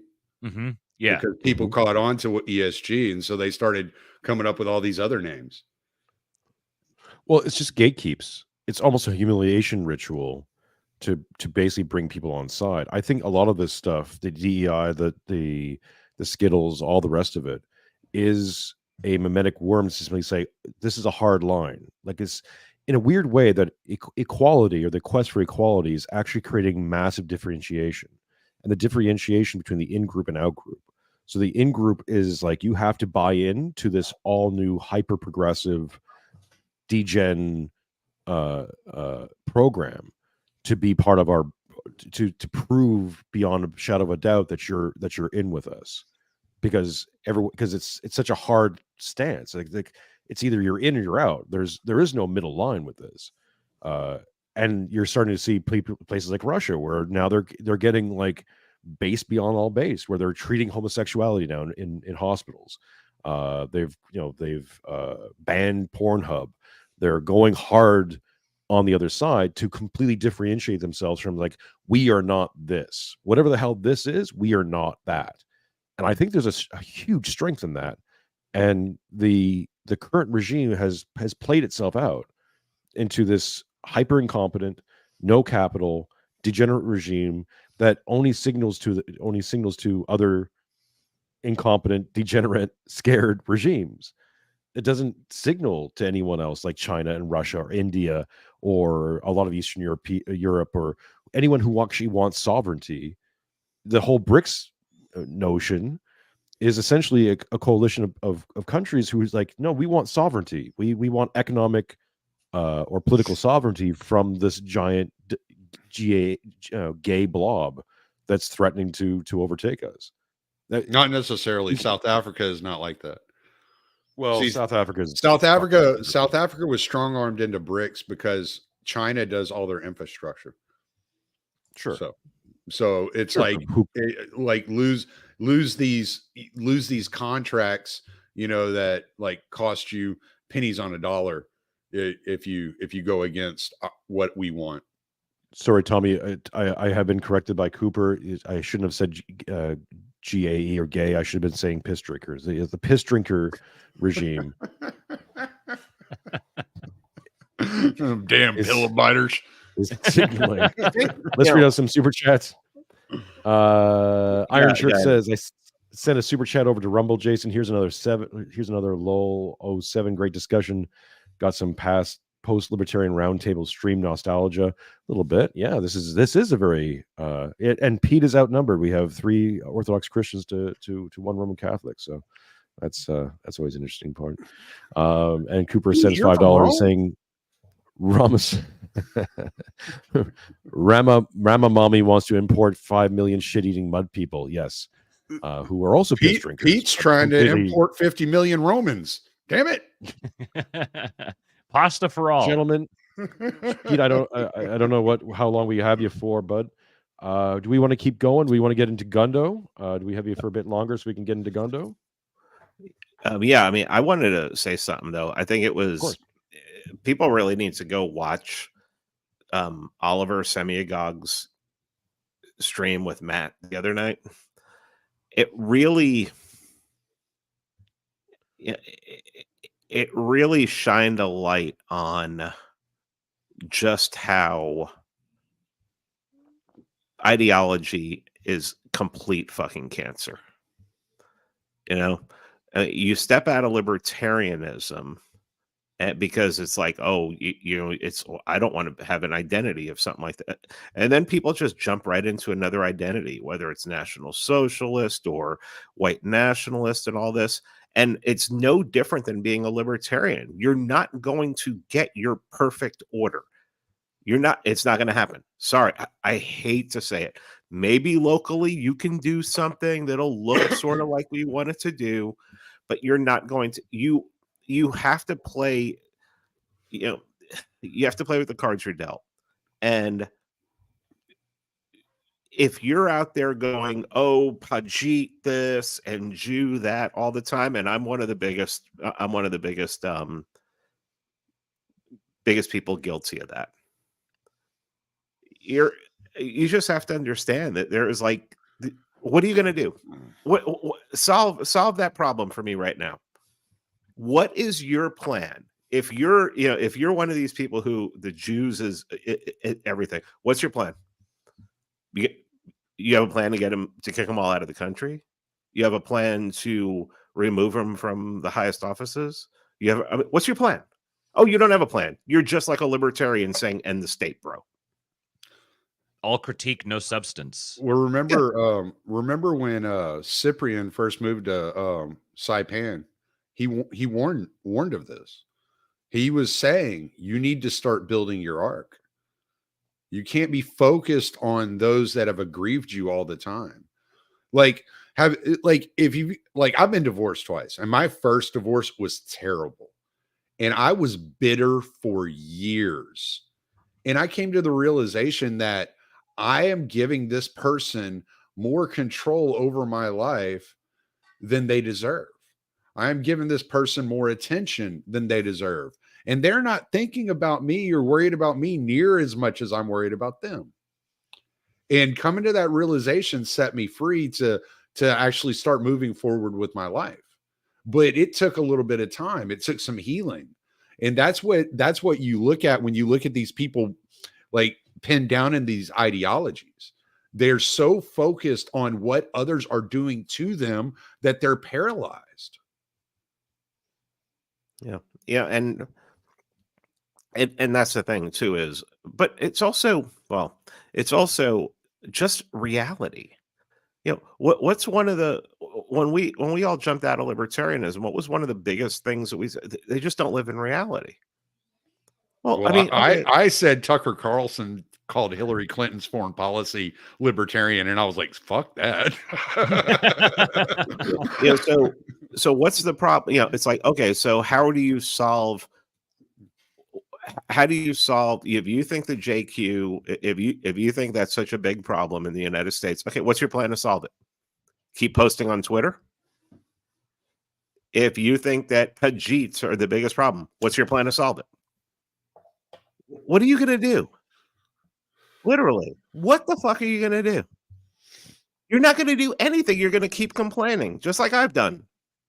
I've done that so much, and all you need to do is look at reality and say, what would be better than it is today? Okay. Everybody in power hates me. Everybody in power would have me killed if I needed to. You know, if they wanted, if they could, if they had the power to do it, they would kill me. Okay. How about you get someone in there who's indifferent? Oh no, but I don't like Indians. So what? Him being Indian is probably You the have a primary reason he can say and do the things that he's saying and doing. Yeah. So what do you, I mean, I understand. I made the whole arguments about London and England and Scotland and Ireland and all these places too. Okay.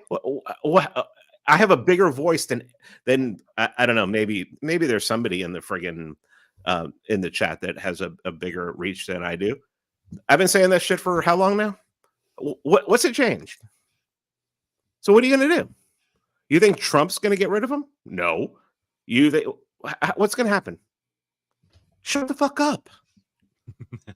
You know, talk about if you want to talk about the Jews, if it comes up organically, you can mention it. You'd be like, wow, it seems like these people in London who control shit. Jason and I are There's talking about the Jews. There's already there's already a lot who are in London. You can talk about, you know, it's like I think Raging Mandrill said like a year ago. I think it was, I can't remember who it was, but he said, if you want to talk about the Jews, you can talk about them on Twitter all day. You can talk about them on social media all day. Just use their name. Yeah. Just use their name. Mm-hmm. You don't even have to mention that they're a Jew. People are going to figure it out. Mm-hmm. Okay. And still, what is it going to accomplish? I've been talking about the Jews now, and I've been reading books. I've been doing whole episodes talking about how Israel, the psychotic nation. What's it changed? What's your plan to change? Because I don't have one. I'm not an elite. What's the plan to change? Well, I'm glad you asked, Pete, because Matt and I happen to be working on something called Civilizational Capital that everyone should go check out that playlist on my channel that might answer that question in part or in whole as we're developing the idea, because it's an idea of transferring human capital, all these humans that are watching this show right now. And thank you for everyone. Fat Chipmunk, thank you for the for sending out some subscriptions. Thank you for everyone who's been sending their super chats. Even thank you to Cooper, you autistic little freak. I love you to the bottom of my heart. Thank you for everyone who's helping grow this channel. It's been crazy, guys. This past month has been our biggest growth. Anyone who knows anything about me knows there's been stuff going on behind the scenes, personal and everything else that has been not fun. But we have just been crushing, and I appreciate each and every one of you because you're part of that. To go to shine our own shoes a little bit here with Matt, civilizational capital is that answer to what you're saying, Pete. What do we do? How do we do something? Nick Land once said that, or one of the bigger takeaways I've had from Nick Land was that human competency, or let's say capital, is a derivative of human competency. So wherever humans act competent, they produce capital. So the example I like to use, you take a little tiny fishing village in the Mediterranean who gets really good at fishing, then they have to get really good at boats and really good at nets and really good at all the things that are involved in fishing and really good at fish markets, et cetera, et cetera, et cetera. And you extend that along on a long enough time frame, and you get the Portuguese who are colonizing Brazil and other places. So fishing village to Portuguese empire or civilization, how do you get, where is that? What is that formula? How does that happen? And what Matt and I have been saying is that you take three domains. You take the social, the political, and the economic capital domains, and you encase that with a regio, which is both a region, a king or leadership, and a religion, to give them a purpose. And then you, as you're building this capital, this expertise, this competency, you're investing it in all these other domains and within the civilization itself, and then things begin to flourish and begin to essentially mimetically model itself on the civilization you're building. And it happens in architecture, it happens in structures, it happens in laws, it happens in all domains as you're investing that capital. So what we've been saying is that we don't live in a civilization anymore. We have all this technology, we have all these things that the trains kind of run on time, but the trains are full of piss and shit. So like, what are we talking about here? If we take that as a starting point, we're at zero. Well, how do we get to one? Well, the one in this case is building a tribe. And that's kind of what we're all doing here. We're all building these individual tribes that, as we link these tribes together and we combine them to a certain degree, now we have people, we have human capital, which is time and attention. That which you give your time and attention to, you will get better at, and you can grow. You can invest this time and energy. Cyprian has talked about the attention economy. Well, if there's an attention economy, that means there's an attention resource. And where does that reside in? It resides in us. So as each individual person begins to, or groups of people in this case, and it's a tribe, begins to invest their collective time and attention into things, then we can grow things. So what we're proposing, and I don't want to get too far ahead on this, what we're proposing is, since we don't have, sometimes a lot of us are dispersed across the globe in many different places in many different languages, we can build this thing online for essentially the startup cost of zero right now. There are costs and whatever have you, but I mean, it's never been cheaper and easier to do this thing. Yeah. We can do a media wing for what, $25 a month? that's using a third-party system. That's insane. So we have all these gifts, we have all these things we can use, and all we've been doing up to now. And this, look, I'm not casting any stones. We're all doing this. We're making content essentially for content without producing this, and we're producing this capital, but it's just flying out all over the fucking place. What if we take this capital and we start to invest it and start producing things and creating things?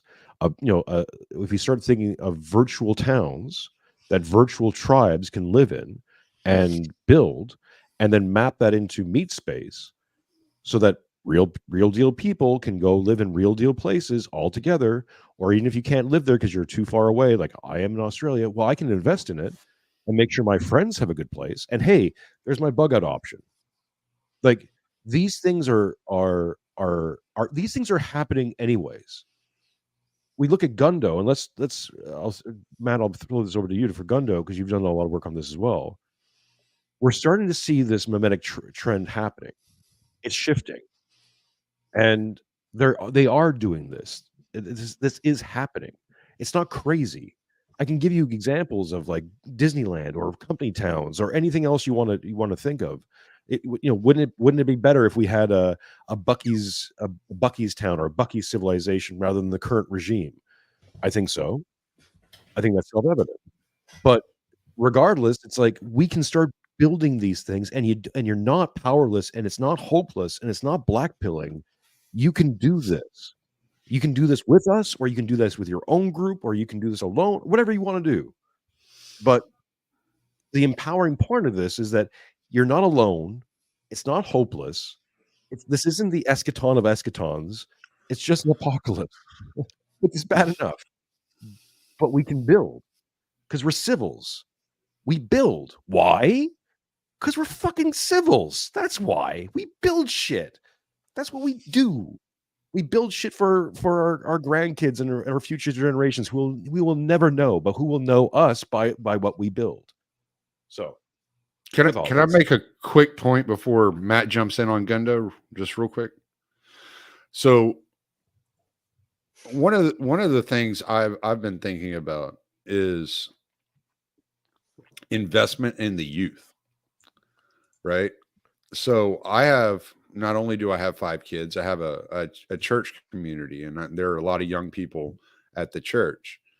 And, I've run into situations where these kids, like 21, 22, 23 years old, are actually, getting married, trying to start families at a young age, being involved in the Orthodox Church.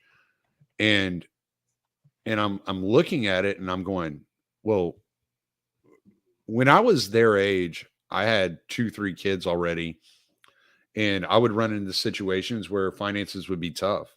So my mom would happily give me money, and she would say, don't worry about paying me back. Just know that one day you're going to be in a situation where you can help others, and just do that. That's payment enough for me. Like the kind of the pay it forward method, but it was coming from my mom.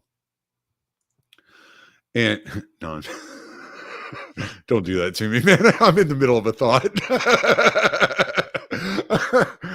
So It was getting too real, Tommy. It was getting too real into like I felt the violins playing in the background. So it's like what you're talking about. I'm 40. I'll be 45 this year. I know Pete is in his 50s. You know, you're also around 45, Jason. And Matt's the young kid on the panel. And I'm looking at it and I'm like, what I envision being good for my children and my grandchildren is probably not going to be realized in my lifetime. But if I can invest in the youth, in those kids, and say, hey, look, there are people willing to help you, willing to step out, willing to go out of their way to make sure you're going to be okay, because we want you to continue down the path that you're on at your age, and you're doing the right things, and you deserve the reward, and you deserve a good life, and we're going to help you out. If I'm in that position to be able to help these kids, I'm building that community, and I'm building that within these kids, and I'm giving them that confidence, like, to continue pushing forward. You know what I'm saying? Because like to us, you know, $200 isn't a lot of money, but to kids like that are just starting out, just getting in there, struggling to make rent, you know, that's a lot of money for them, you know? And so if I can throw $100 here or $200 there, you know, to help some of these kids out, to make sure that they have, you know, healthy groceries or continue their gym membership or whatever it is, you know, it just to let them know, hey, man, I care. You have a community here. You have somebody who cares about you. You can always reach out to me. We can always talk about life. We can always talk about things. That's building that community for the future. And those are the communities that are going, my children, my grandchildren are going to be interacting with at some point. Mm-hmm. I do want to say this because I think that you know, one of the things that I've had to work on is just basically the way I see things, the way I think, my attitude, what my perception is of things. Okay, so imagine, here's something I was thinking about. Imagine 8 years ago, you're in El Salvador, and it's become the murder capital of the world. Okay, and all of a sudden you start a podcast and you're talking about it. You're talking about how we need to stop this. You know, this is, you know, my brother just got killed and everything. And you're ranting, but you're also like, nothing's ever going to change. It's never going to get any better. And then all of a sudden, you know, you find out about this San Salvador mayor who's going to run for president, but he's running for president on the left wing for the left wing party. His first party was the far left party. And you're like, nothing's going to change. I mean, I know he tried to do stuff in San Salvador, but nothing ever changes. Then he gets elected. Okay. Then he goes through all these struggles to try and get all these things done. He goes through his plan and he gets it done. And you're the whole time you're like, it'll never work. Nothing ever changes. Nothing ever happens. Hashtag nothing ever happens. And you're this podcaster who's just telling everybody nothing ever happens. And then something happens. What do? Most people, and especially people in the chats that we see who are just purity spiraling, they would keep going. Dude, did you know he kissed the wall once? Do you know his wife has like Sephardic in her? He can't be. I mean, he just basically changed the whole. Pete, just to jump in for a second. We just had this guy Tactical Wisdom chime in and say on X, saying that, yeah, Bukele solved the crime problem by becoming worse than the gangs. It's like, what the fuck are you talking about? The gangs were rape murderers, satanic ritualists. Yeah. Well, I mean, yeah, and what's funny is, I think we went after that guy enough that he actually changed his mind and he was like, okay, I see everything. I see what happened. All right. But here's the thing. Are you that guy who's just continuing? Oh, nothing ever happens. Oh, Bukele only did this. He's lulling us to sleep. The shoe's going to fall. The Jews are going to be coming in and they're going to be taking over El Salvador. They're already doing it through Bitcoin. This is a complete psyop. They're going to send all. He's going to send them to. He's going to send all of the MS-13 guys to the United States, send them back and everything. When do you take a fucking W for taking a fucking W? And all of these people they look down on QAnon people, yet they are. Yeah. QAnon never ever approached the sheer preposterous conception of coordinated events across wide domains and like generational plots and everything to sustain that worldview that every single one of these things is containment, every single one of these things is a trap. This is all a plot. This isn't 4D chess. It's not 19D chess. It's like 1024D chess across. You're making them superhumans. Oh, yeah. And here's the thing. If they have all this power, if the Jays have all this power, okay, why do they have this power? Because the system is designed for them to take advantage of that power. The system, and we know it's an outmoded system. We know that the system is basically obsolete. You have to build a better system, one in which they cannot keep up with. Mm-hmm. And when you look at a lot of these PayPal guys, I mean, I've been following mostly the Jewish ones, David Sachs, Joshua Steinman, all these guys. I mean, I don't agree with them 100%, but they're signaling. I'm loving David Sachs. What? I'm loving David Sachs. Yeah, recently. They're signaling. Like, yes. Like, why would David Sachs be signaling anti-immigration, crime needs to be clean? Why would he be signaling all these things as a part of a plot? It's this Jewish plot. It's like, you give these people too much fucking credit, man. Yeah. Okay. Well, really give these people too much credit. If they were as fucking smart, if they were as conniving and as smart, we'd all be in fucking pods by now. No, I think you're missing this. You're missing the psyop, Pete. The psyop is you're going to win so much, you're going to die miserable. Yeah. You're going to be so free, you'll enslave yourself. Pete. That's right. I did this. I did that show with LB Mooney's last year where I was like, I can't deal with, and this is about the time I checked out of Twitter almost. Shout out to LB.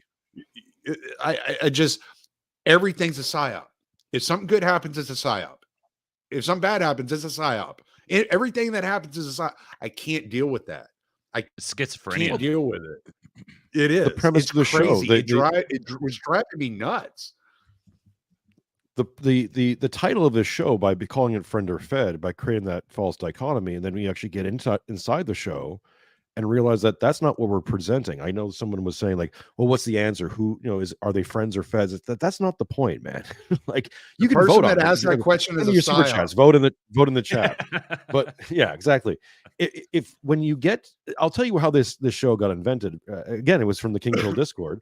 Everyone should go sign up to the King Pill Discord. Links in the channel below. Subscribe star at King Pill. Say it, Matt. Subscribestar.com/KingPilled. Thank you. Go to the description down below. Sign up if you want to see where a lot of these things kind of get birthed. In many cases, I use it as a little tiny think tank or piss tank, depending on where I'm at in my alcohol consumption of the day. So it's an idea, Nick. Right. Well, the concept of the show came out of that because I was in a chat, and I won't mention who, Andrew, but he was saying that Jay Dyer was a Fed. And at that point, I was like, well, fuck it. If Jay Dyer can be a Fed, then who else could be a Fed? Everyone can be a Fed then. Like, why not? Right. And that's where the show, Friend or Fed, the title and the whole concept kind of got birthed out of. And flash forward a year and a half, and we have one of the biggest panel shows, most powerful, interesting panel shows on the internet right now, especially in the dissident sphere. So, yes, go give Cooper money via Matt. He's Cooper is Matt's wage slave. So, whatever we can do to help Matt, will help Cooper vis-a-vis whatever agreement they have. I just assumed he was working for the rub, or hair. I don't know. What do you send him? Yeah, locks of my beard. For 25 cents a day, You can feed this poor little bastard. He doesn't even have a shirt anymore. He can't even afford clothes. Matt, Gundo, go. Gundo. Tell us all about Gundo. So Gundo is short for El Segundo, which was the location in LA where there was a hackathon a couple of weeks ago. This hackathon was organized by a bunch of, it was actually the primary organizer was a 20-year-old sophomore, I think, or junior at Georgetown. It's a bunch of coding bros, essentially tech bros, young up and coming tech bros, who they showed up for this hackathon, and it was focused on digital military technology, essentially. And these guys have a very unique culture. Now, some of the people where I first heard about it was because I was following a couple of other people that Joshua Steinman is one of them, and Catherine Boyle, a general partner at Andreessen Horowitz. Catherine Boyle gave a speech last year at a defense contractors summit, talking about like specifically like digital defense contractors, talking about this concept of American dynamism. And this is where I started really picking up on the distinct Americanism of this rising faction. These are people who are, in a way, they're hearkening back to like the America of the 50s to the 90s, kind of that sentiment, the sentiment of America, of like the real true American exceptionalist identity, that kind of that sense of patriotism that they're wanting to reignite. And this ties into the recognition that it can't be all technology, everything. There has to be something that unites us, something greater that we're acting for, that we're living for. And we can't be afraid to call evil by its right name. We can't keep doing this like political correctness thing where we're trying to tiptoe around all the, like, we can't organize a functional society around this. So there's an article called How Silicon Valley Learned to Love America, the Military, and Drones, I think is what it was called. So reading from that, this is on Washington Post. Reading from that, these guys, these Gundo guys, have a very distinct culture, and you'll pick up on it through this. So the Israel-Gaza war has amplified divisions among workers, with more than 500 Google employees protesting the company's $1.2 billion contract with the Israeli government in December. Still, the overarching message from elites in both DC and Silicon Valley is techno-optimism, said Jack Murphy, an Army Special Operations veteran and former Army Ranger turned investigative journalist. Quote, "We think there's a technological solution to everything," he said. "Are we losing sight of the reality of what AI will probably do on the battlefield?" And to be clear, contextually here, he's not actually saying we think that there's a technological solution. He's basically saying, like, this is a blind spot that we have in this broader community. We just kind of assume there's a technological solution to everything. But are we actually grappling with the implications of this, like AI on the battlefield? It says, but rather than out of touch, some tech investors present this work as a chance to return to mid-century American values. Faith, family, and the flag, the very things that used to define our national character, have eroded, Boyle said in her speech at the Defense Summit, which has become a clarion call for financiers and founders. You win the war against America when it's nihilism all the way down. So just having a Silicon Valley, a core Silicon Valley figure, even speaking of something like a national character, is significant. This is deeply reminiscent of MAGA rhetoric. Like, this is the way that this sort of thing is going to be perceived. And for someone like this who is in that culture, she knows this is how it's going to be perceived, and she doesn't care. The clarion call from El Segundo, where the hackathon will take place, is less formal. The city, located between a Chevron refinery, a sewage plant, and Los Angeles International Airport, was once home to contractors building parts for planes, rockets, and missiles. Then in 2002, SpaceX set up shop. Now it's a haven. Here you go. This is these guys' culture. You're probably gonna recognize it as soon as you hear it. Now it's a haven for a growing scene of deadlifting, nicotine gum chewing, energy drink chugging founders of space, energy, and drone startups seeking to bring cool back to American manufacturing. Augustus Dorico, the 23-year-old founder of Rainmaker. Yeah, here's Augustus right here. So this is a tech founder, 23-year-old tech founder. The company Rainmaker is a startup that aims to alleviate water scarcity by seeding clouds with minerals, called the local tech community a cultural project that rejected the engineering culture prize in San Francisco. Dorico, who sports a hipster mullet, Nike high tops, and a casual swagger, An aesthetic he refers to as Americana looks to eras of great technological progress like the Enlightenment, the Gilded Age, in the 1960s to capture the feeling that, quote, it was an aspirational and honorable thing to be an inventor and a creator and a builder. We must build. This is their emphasis. We have to restore the idea of great men and building, being proud of your country, being proud of your family, proud of your identity, and building. Software developers seeking a jolt of energy have been so keen to visit that Dorico put up bunk beds in Rainmaker's headquarters to, quote, house pilgrims to the Gundo. Believers evangelize online as well with social media bios like, ask me why consuming energy is good and you should have more babies, more pronatalism. And they share hustle and grind mottos that can sound closer to religious hymnals or military slogans.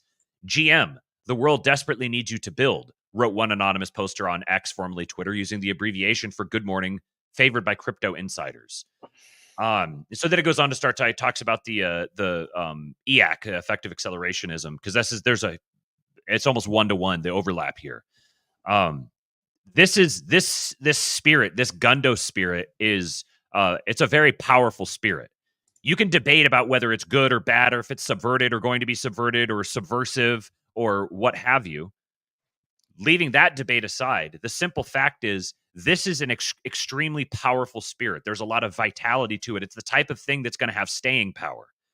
And if you imagine these guys, they're 20 to 25 tech bros, guys in elite universities who are like, we're proudly nationalistic and patriotic, and we believe in building and creating babies. And they're the ones who are creating the technology that is going to rule the world in a military sense. So what we're seeing is what the military industrial complex is going to look like. They picked the crown up by the sword in the gutter. That's basically what they're doing. By going after the military industrial complex and taking over that institution, they take over all institutions at one shot. Because the military industrial complex is one of the oldest complexes, and everything feeds it. Everything. Without it, there is no tech design. There is no government startups. There is no internet. There is like all these things are all those trillions of dollars being funneled into the defense budget in America is funding a gazillion different projects, and they've just taken it. It's theirs now. They control it. Palantir controls it. Like, it's stunning. If you're talking about 10, 15, 20-sided dice chess, they just won. They don't have to take over all the institutions. They don't have to do a slow march. They just take the one. And from the one, they control the many. It's almost essence and energies kind of distinction in a weird way, in a technical, in a tech secular kind of context, because now you control the crown. And when you backstop this with the phenomenon that Tom Luongo has been documenting, among others, of the U.S. commercial banking elite essentially reasserting American sovereignty in the financial sector, or at least trying to move in that direction, there's a lot of overlap between these people. Share a lot of the same incentives, which is America should exist. America should be a legitimate polity. We should control our borders. We should control the definition of what we are. We should be an economic powerhouse. We should have a strong military. These are all these are verboten within the frame of the current regime. I mean, I think someone in the chat is really random username is off here. He's saying they're transhumanists. They don't care if the tech is used in war. Well, I mean, if they were in charge, they would only go to war if absolutely necessary. All you have to do is read a little bit of Peter Thiel to get that. Just two paragraphs down from where I was just reading, that guy Dorico himself says, others in the field see their work as preventing conflict. The neoconservative warmongers of the past is not something I endorse, Dorico said. Defense is good, but war is still bad. This is one guy, but this is the guy that's the spokesman here. Yeah, mechanized armies solve the standing army problem. The biggest problem with the standing army is it requires an insane amount of capital to continue to produce, and you do need to go to war oftentimes every generation or so to keep refreshing your competency within the military. The reason why Thomas 77, myself, and others have said that Russia right now has the most powerful military on earth isn't because of technology or anything else like that. They have the most experience. So all of their, all the military hierarchy all the way up has now had experience of fighting fifth generation or whatever the hell you want to call it, warfare on the battlefield, and they have experience. They have direct field experience. That counts for such a massive degree of differentials. It's like you could send all of Poland in against Russia right now, and Russia would just destroy them. Not because Poland doesn't have the troops or backing or military technology or whatever that is. They don't have the experience. It would take them years to build the kind of experience that Russia just has right now. Yeah, it's a major fuck up. I've said this that I think the Russia-Ukraine war and the complete and total embarrassment of NATO was a bigger wake-up call than Israel-Gaza for a lot of the investor class and all that who depend on a global hegemonic war. They depended on this idea, this mythos of the Western military complex being hyper competent and able to defeat any foe, more or less. And now they just got embarrassed and got shown up. That's a major misstep. They really depended on the idea that their sanctions were going to cripple Russia and take them off the field. That didn't happen. In fact, Russia just went to parallel economy, sidestepped them, and gave them the bird. Like, all these things are I think why you see Jamie Dimon and all these other guys going, whoa, okay, wait, maybe Trump was right. Maybe we need to hard correct here, because almost all their investments depend on this formalized idea of military positioning and strength. Without it, they're completely vulnerable. And I got to head out, guys. I appreciate it. Thank you. Pete, always, man. We love you.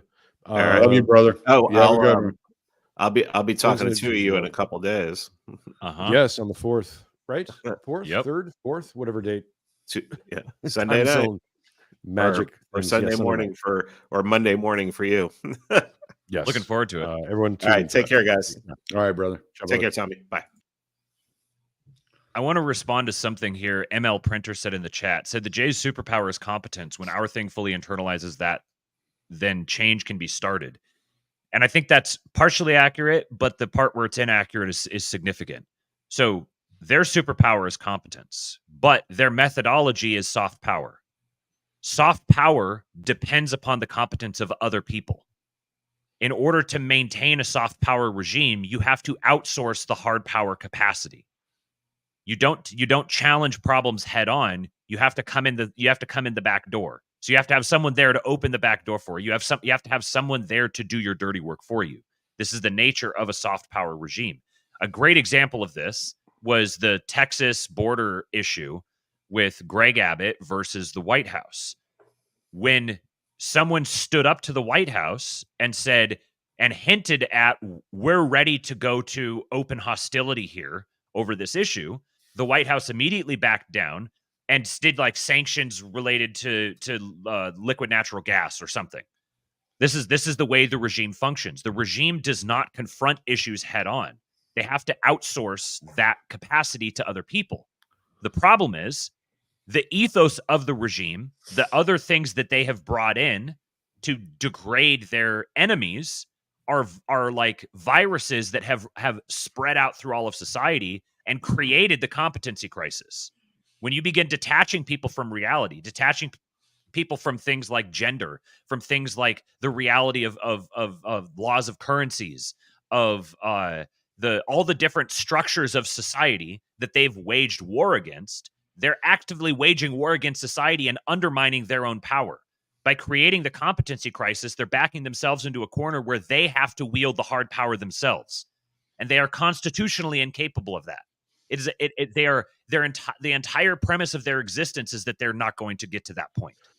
The ones within the United States. Foxes are great when the prey is chickens. Foxes are not great when the prey are other lions. So when suddenly you have other regimes, Russia, China, and other places rising up as lions, having a Fox regime is now detrimental. It's suicidal because the lions will kill you and will like just bury you in an unmarked grave. Sorry, Tommy, go ahead. No, I just wanted to ask. So Eric Prince was on Patrick Bet David's podcast today, and I didn't watch the whole thing. I caught pieces of it. And what is to stop the same thing that happened to Blackwater happening to Palantir? Nothing necessarily per se. I mean, I guess my question is, and maybe I'm asking it wrong. Does the government still have the power to financially strip and shut down and sanction a company the way they did Blackwater? Do they still have that power to be able to do that to Palantir? Do you think that's still a potential like threat that they pose? I think that it's a threat that they can pose to certain companies, but I think there are certain companies that are putting themselves in a position where they're starting to blur the line between, does the regime need the company or does the company need the regime? Especially when you're dealing with something like software, which is all Palantir is a software company, but they're a software company that virtually the entire military industrial complex depends upon for actual operations in war zones. And this is another thing about the changing generations, is that the outgoing generations are not particularly savvy when it comes to technology, software, et cetera, et cetera. So for them to, and they've actually had, what Byronson said, Palantir's strategy is to be too valuable. That's fair.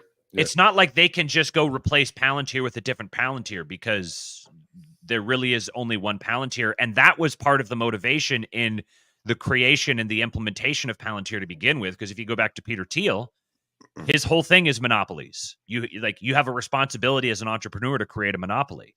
And that's effectively what Palantir has done. So I know that if you listen to Joe Lonsdale, he complains periodically about how the federal government went after Palantir and sued them, and he gets really riled up about it.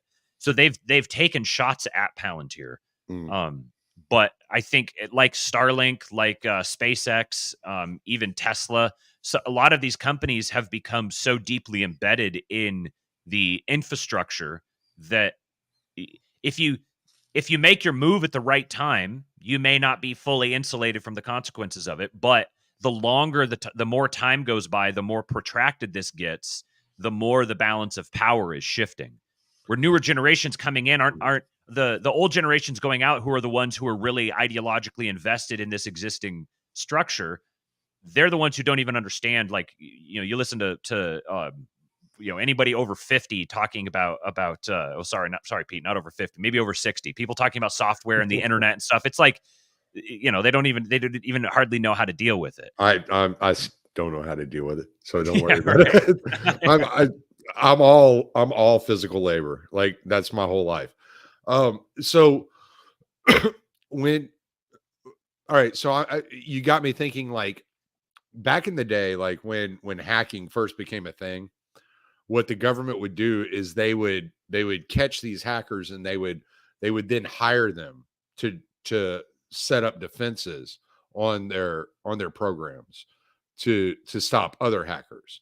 And so I'm looking at it like, I don't believe for an instant that there's only like 3 or 4 minds in the world that are smart enough to run, SpaceX or Palantir, but with the amount of money that's running through these companies and the government funding, these government projects that they're doing and getting these grants and loans and all these contracts, is it possible that they're swallowing up the biggest talent? Or are there still those out there that you believe that will try to compete on behalf of the government, that maybe the government finds those that can compete with these individual companies that are coming up? I definitely think that there are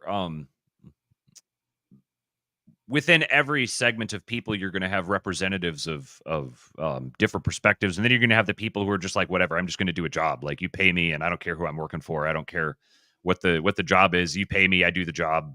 So be it. The thing is, I think the real difference maker is you get the single intolerant minority.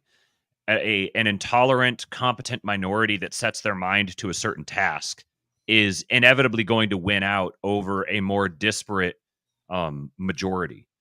And one of the things I really recommend these two videos by Michael Millerman, the one where he reads through the Straussian moment, Peter Thiel's article, and then Alex Karp's article about Silicon Valley having a Harvard problem.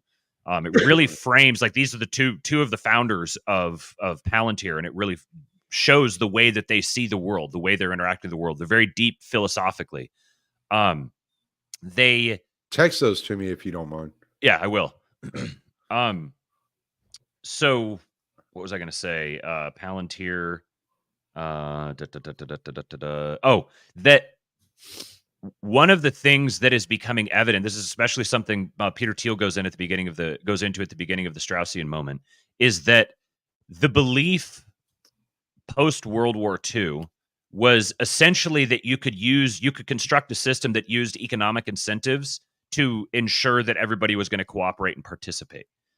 And it was this like end of history liberal notion of the blank slate, and that that everyone is that all people are just economic actors first and foremost, and that there isn't anything above and beyond that. And he talked about how 9/11 changed this, because when you suddenly got the notion of a different group of people who are not part of the West, who don't subscribe to the West, who are hostile to the West, and who are willing to die. So you can't, if someone who's willing to die for their thing is not going to accept a payment of money to cooperate with the thing that they're willing to die in battle against. And this is something that the liberal conception of the individual can't compute. It breaks the entire system. So you've got kind of like the Eastern perspective, which is that there are things above and beyond economic considerations. And then the Western perspective, modern Western perspective, is essentially that there's just economic considerations. And if you can just engineer the correct economic considerations, then you can make any system work. And it's being borne out that that's not the case. Eventually, these two perspectives are going to clash. And the people who are willing to die are much more dangerous than the people who are willing to kill. Because the person who's willing to die is going to treat it as an existential conflict. The person who's willing to kill is simply making a pragmatic decision about it. But the standard of the person who's willing to die is much higher. So inevitably they're going to win out in a conflict like that. Well, and you can also, when you're looking at things like that, like if you look at it from like game theory kind of perspective, you can actually weaponize economics against that Western nation, whereas you can't weaponize a higher meaning against the Eastern nation. Yes. And this is where I think it's really powerful seeing this Gundo and American dynamism phenomenon, where they're beginning to talk about these higher things again: faith, family, patriotism, nationalism, country. This is the sort of boulder that's going to pick up steam quickly. And they're on to the scent, because you've noticed here recently they're really starting to focus on like demonizing Christian nationalism. Like we just had that chick go on MSNBC the other day and said the thing about Christian nationalism is they believe your rights come from God, not the government or the Supreme Court. It's like, okay. Like, I think I read that somewhere. Some famous document, perhaps. That's what that whole Glenn Beck episode today was about. It was about them demonizing Christian nationalism and just painting everybody into that corner. Shout out to Bindings over on Rumble. Give us $80. Here's $20 ahead for your favorite libation fellows.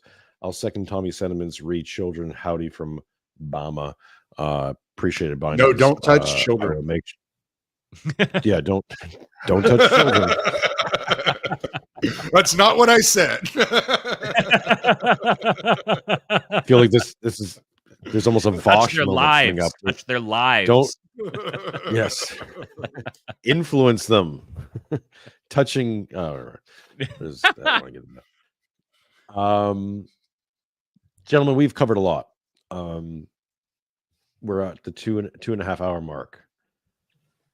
Foundation Forum says, "How do I get Matt Erickson on my show for $2?" Well, shoot me a more than DM $2 on Twitter. Yeah. Well, $2 is a good start. It's not a bad start. It's certainly helping your staking your claim there, Foundation. Mike Perry sorry, gave Foundation Jorge Forum. Masvidal a $10,000 NFT today, so I'm just telling you, there's a price out there.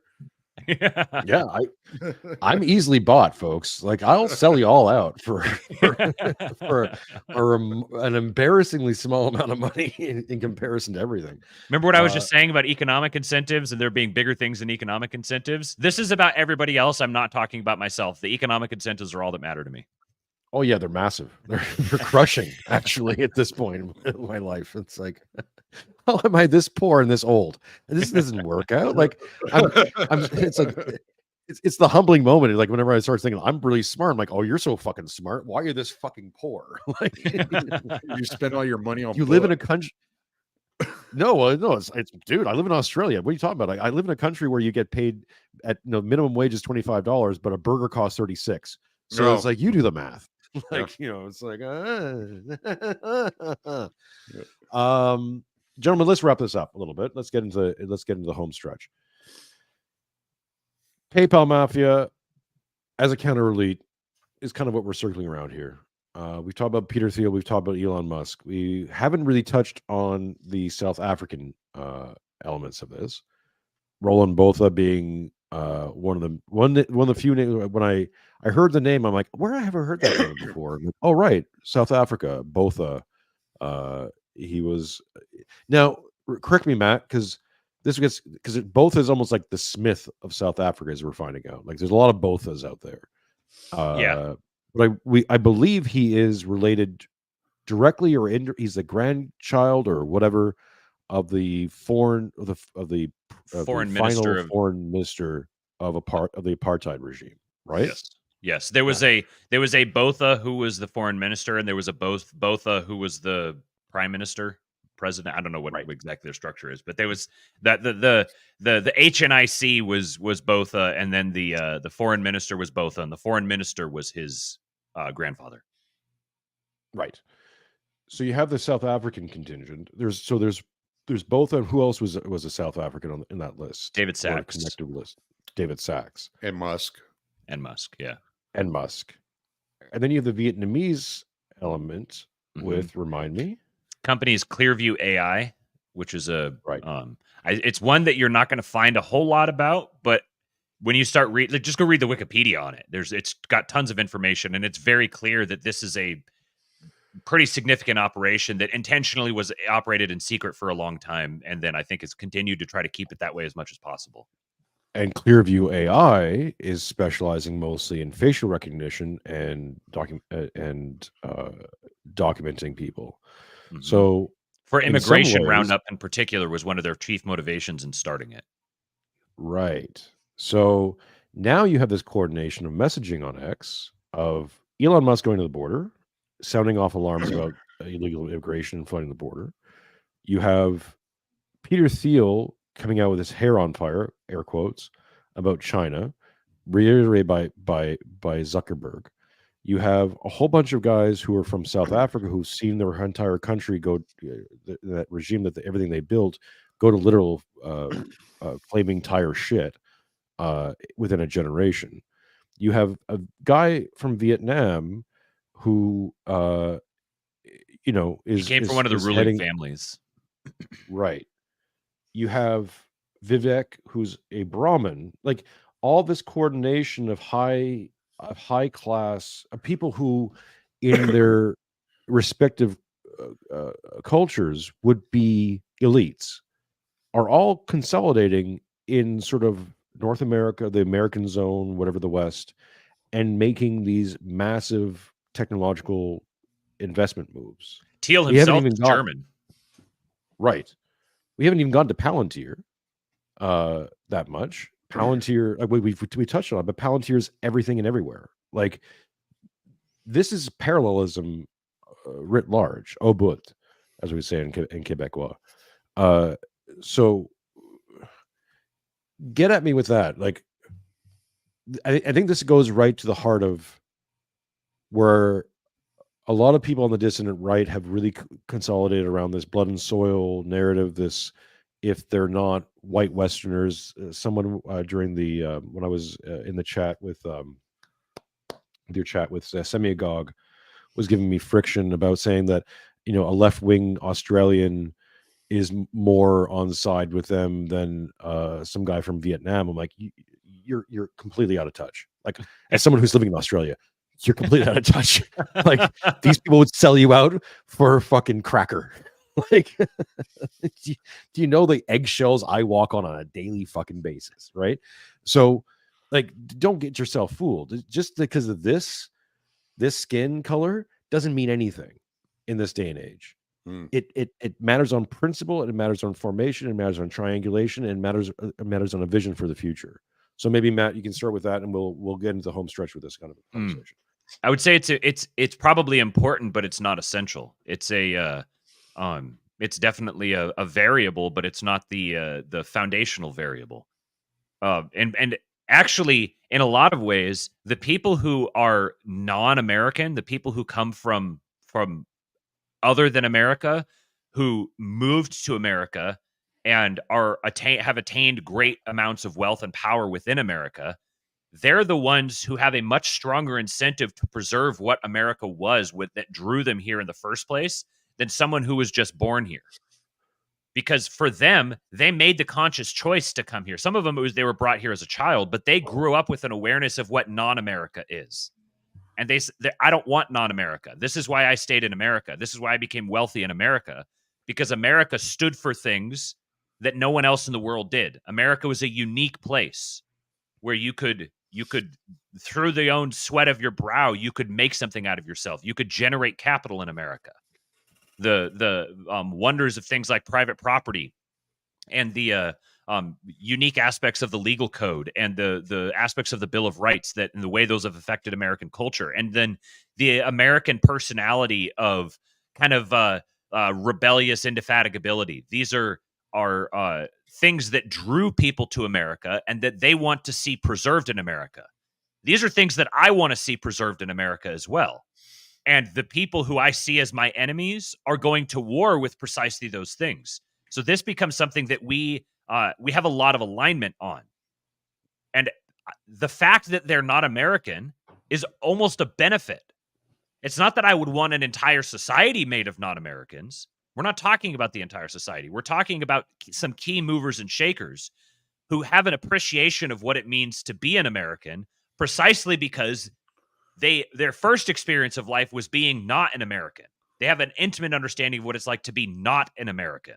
If you've done any sort of traveling overseas, it's been probably a decade or so since I've been outside the U.S., really. But I did a lot of traveling, especially in my late teens and early 20s. And you get the stereotypical stuff at that point where it was, everyone thinks that Americans all fly in helicopters. They have their own personal helicopter and stuff like that. But by and large, a lot of people, they didn't like the American foreign policy, the American military apparatus. But when they would meet an American, they would be like, "You're fascinating. Like you live in this wonderful, glorious land flowing with milk and honey, and you've descended down here into our realm to grace us with your presence." Was kind of the mentality. They had almost not like an idolatry, but like a deep fascination and affection for these aspects of what it is to be an American. So the idea that them coming from outside America means they're hostile to American values is asinine. They're actually, it's the exact opposite. The fact that they're not hostile to quote unquote American values is precisely what brought them here and what made them stay here, and is what's motivating them to try to enshrine or instantiate them. Let me, number one, bindings one. Yeah, I know. I was just joking. I'm super smart ass, and I apologize. I was just joking about touching children. I know you're not talking about touching children. I was just being a smartass. Yeah, like I can speak specifically to South Africa. My wife's South African. She was born and raised in South Africa. She lived in England for a couple of years, but I can speak specifically to that. She was a teenager when apartheid ended.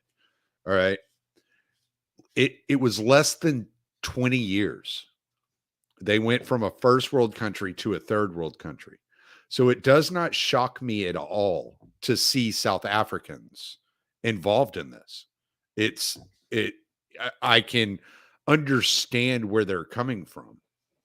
They literally watched their country completely depleted, and it was done systematically.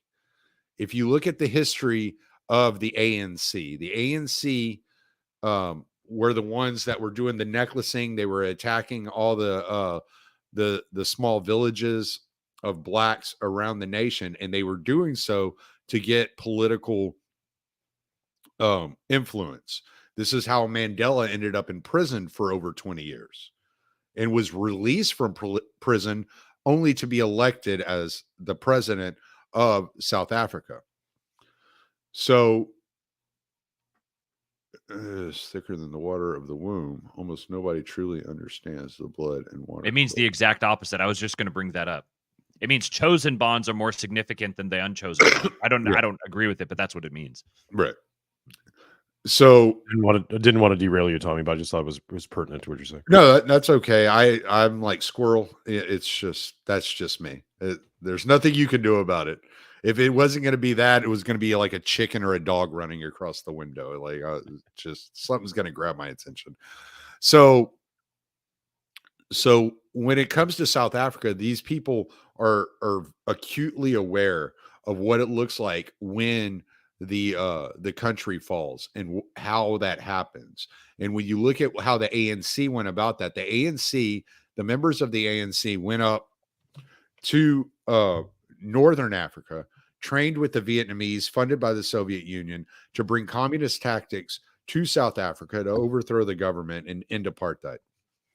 When they did that, they created another faction. They created a further left faction called the EFF, Economic Freedom Fighters. Okay. So now you have the ANC that acts as the centrists, but they are constantly pulling left. And what they're doing is they're following the EFF.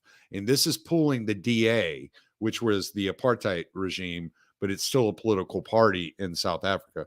It's pulling them further left in order to try to get power. Now they have power in certain areas, like Cape Town. One of the most tourist attracted areas of South Africa is run by the DA. It's not run by the ANC. It's not run by the EFF. And it's the cleanest and probably least crime-ridden city in all of South Africa. But the most of South Africa, including their national politic, is run by the ANC. And the reason that the ANC is able to stay in power, because you constantly have this EFF going further left. Every political cycle, the EFF goes further left. And when it comes to South Africa, you can't focus on the person. You can't focus on Donald Trump versus Joe Biden. You can't focus on,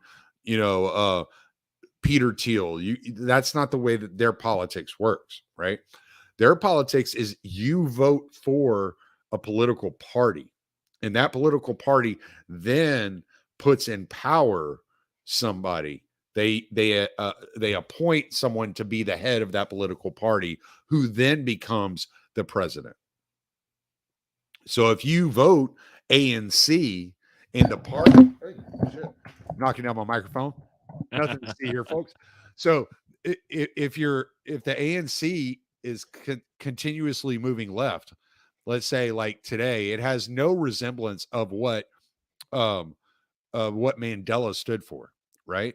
And how does that happen? It's because the party continued to move left, and so when Mandela died, they just put somebody up there that was further left, more representative.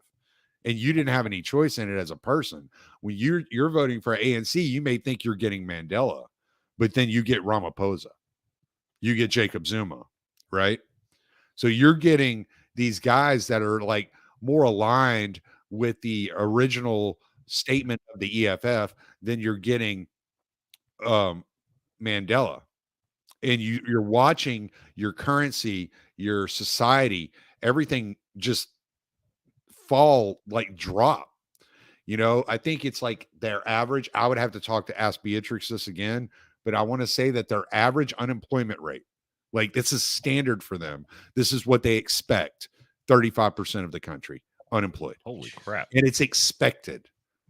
And that's why the crime is so out of control. This is why you have people that go hang out in parking lots and expect you to pay them when they point you to a parking spot. Because they're just trying to find a way. This is why you'll drive down the highway and there's a little shanty town built out of tin in the middle of the field. Nobody owns that property. It's government property. They just don't do anything about the homeless building little shanty towns. So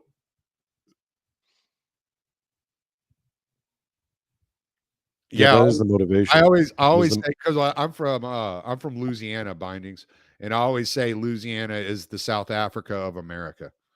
So I just want to address something that Mario Lamb is saying in the chat here, right? Because again, this is the idea, like, okay, so Vivek wants to import. Let's just go with your example here. Vivek, if he gets into VP or position of power, he's going to import 50 million Indians, and that's going to be awful, whatever, right?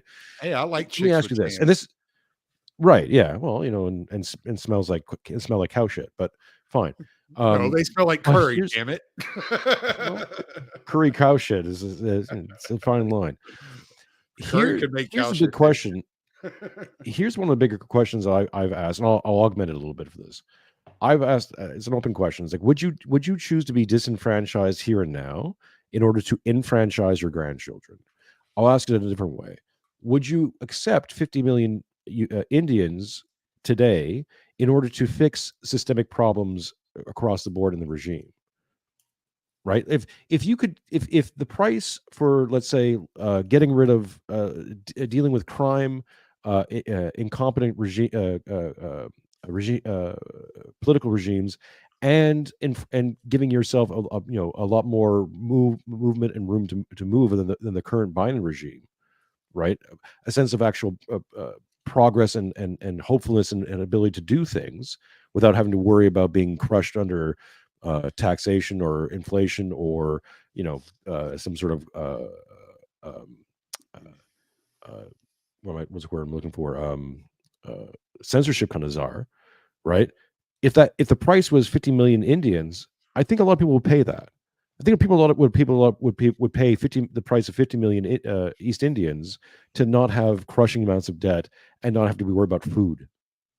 Like, you got to ask yourself these questions and like understand that it doesn't matter this isn't Baskin Robbins. It doesn't matter what you like. It doesn't matter what you would prefer, because you're not in a position to make your preferences known or make them materialize in the world.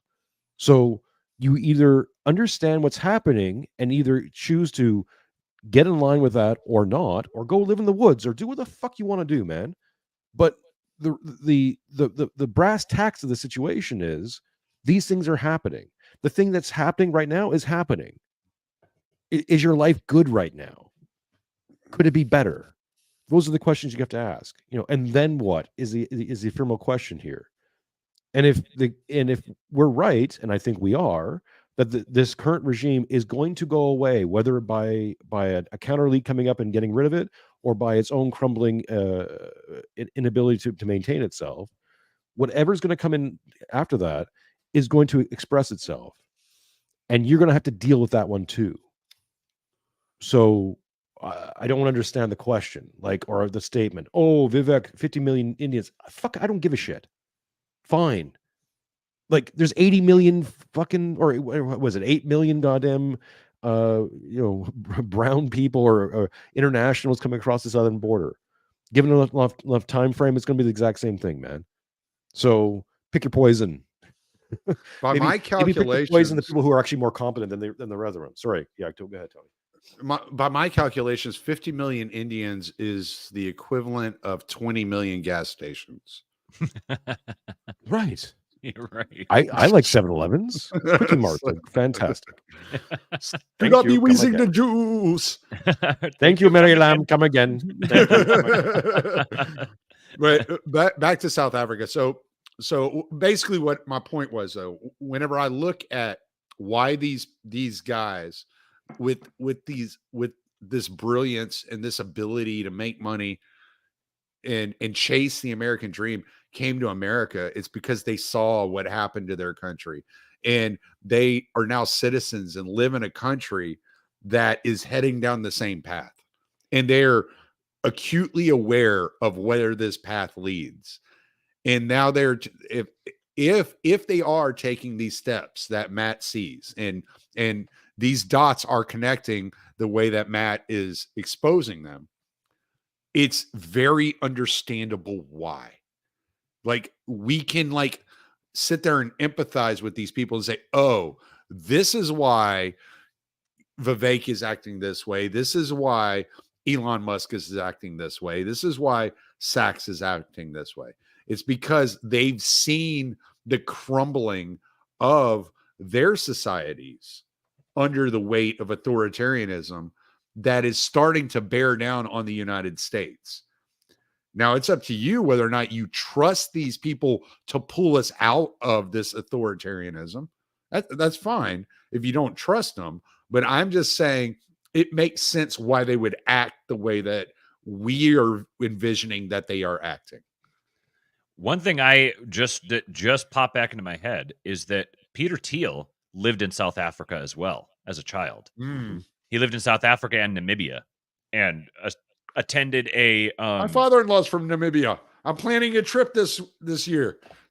Maybe going to the Skeleton Coast, baby. But that's another story. you should hit up Peter and see if he wants to travel with you. Damn straight. Peter and his younger brother. Peter and his younger brother Patrick attended a strict elementary school in Southwest Africa that required uniforms and implemented the disciplinary practice of rapping students' hand with a ruler for mistakes. This experience instilled a dislike of uniformity and regimentation, later reflected in a strong support of individualism and libertarianism as an adult.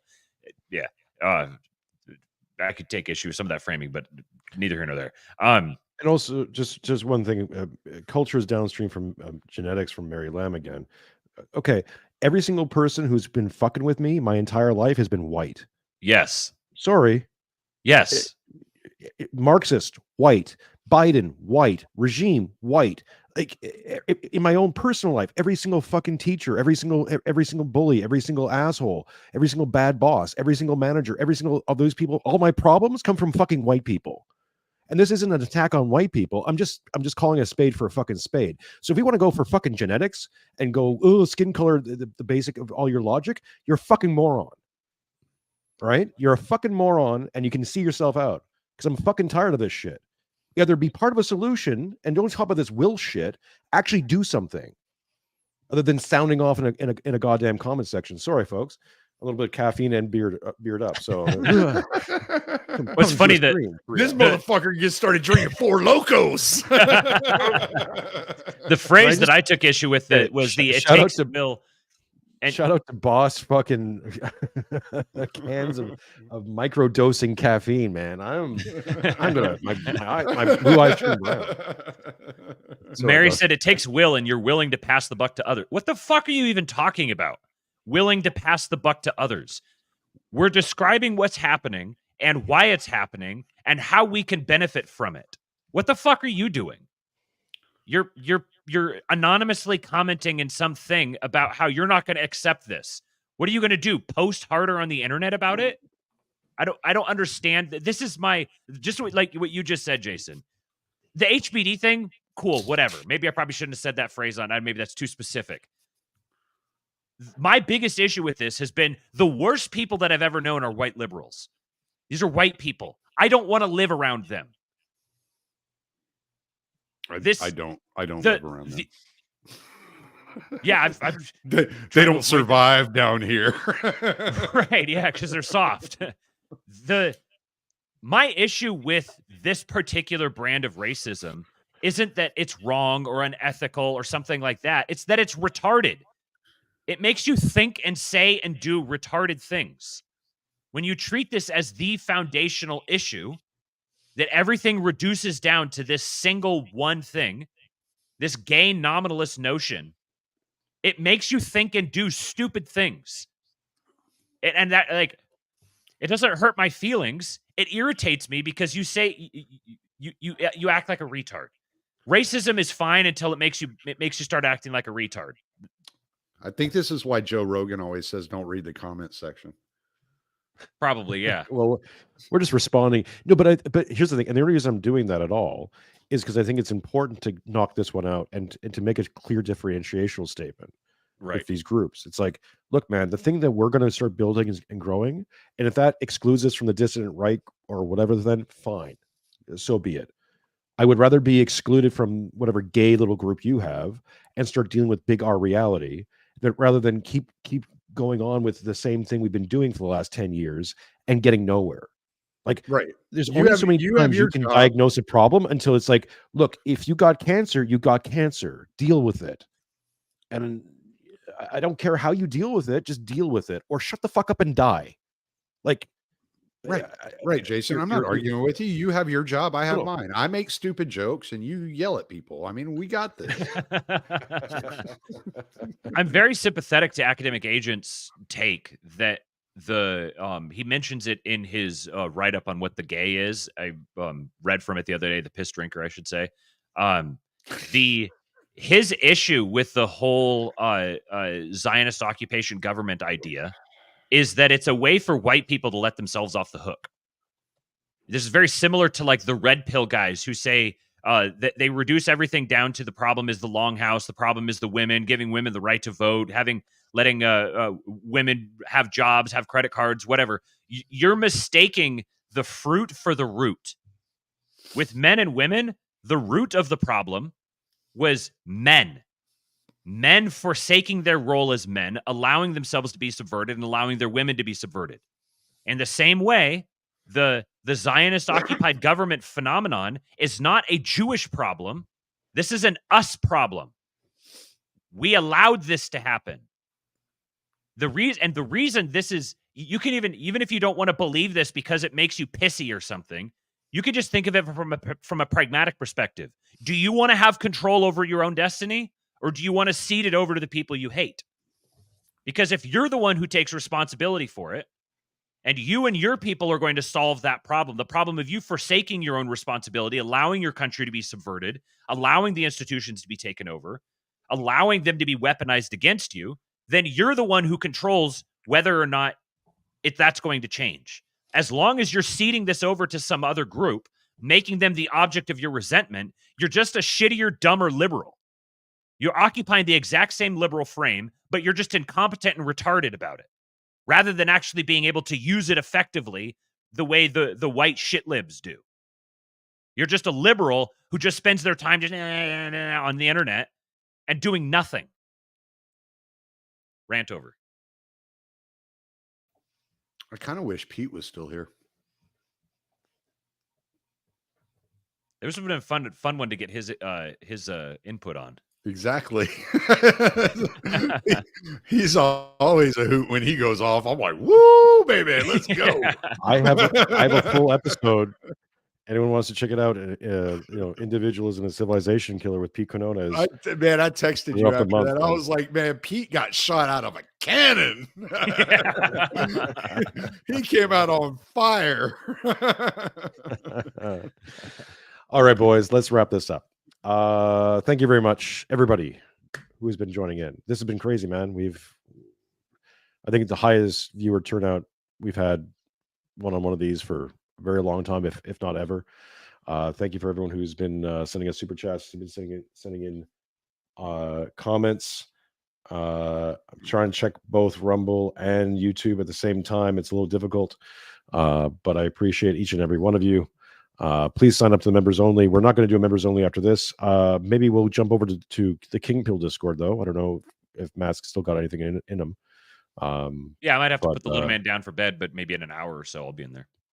Well, there we go. I might be over there. Links in the description below. Go sign up to that. and join the discussions. Yeah. One other thought. I'm very curious, completely unrelated to what you're saying. I'm very curious to see what happens with Prince William. When Prince William becomes King William. I know basically nothing about him, his opinions, his pastimes, his hobbies. Everything he's kept very close to the vest. But given what happened with his mother, and is there some vengeful son spirit lurking in the halls of Buckingham Palace? Interestingly, the word William means resolute protector. Look, the spirit of the vengeful son is going to affect everyone in every way.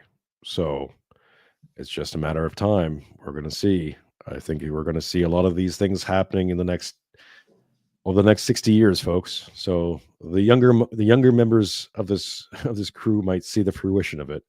But for us old folks, we're just going to see the start of it and hopefully guide people along a better path. Tommy, shill for your show. Matt, shill for your show. We'll sign out from there. Yeah, go to Rumble, year 0. I'm not allowed on YouTube anymore. Really? Yeah, I didn't even get a strike. They just kicked me off. They won't let me upload. It's been like that for over a year. Yeah. Yeah, I did a show with Daniel McAdams and Jim Jotras, and the next thing I know, YouTube's like, nope, you can't do this anymore. And so, yeah, no more YouTube. You can go, but you can find me on Rumble, year 0, or you can go to my Substack, Tommy Salmons, SALMONS, like salmons, the fish, a school of them. But I'm from the South, so we pronounce the L, you fucking Yankees. And it's .com. And then libertarianinstitute.org/year-0/ if you just want the audio, or you can, if you go to Libsyn, it's still listed under my old show name, which I changed in 2019.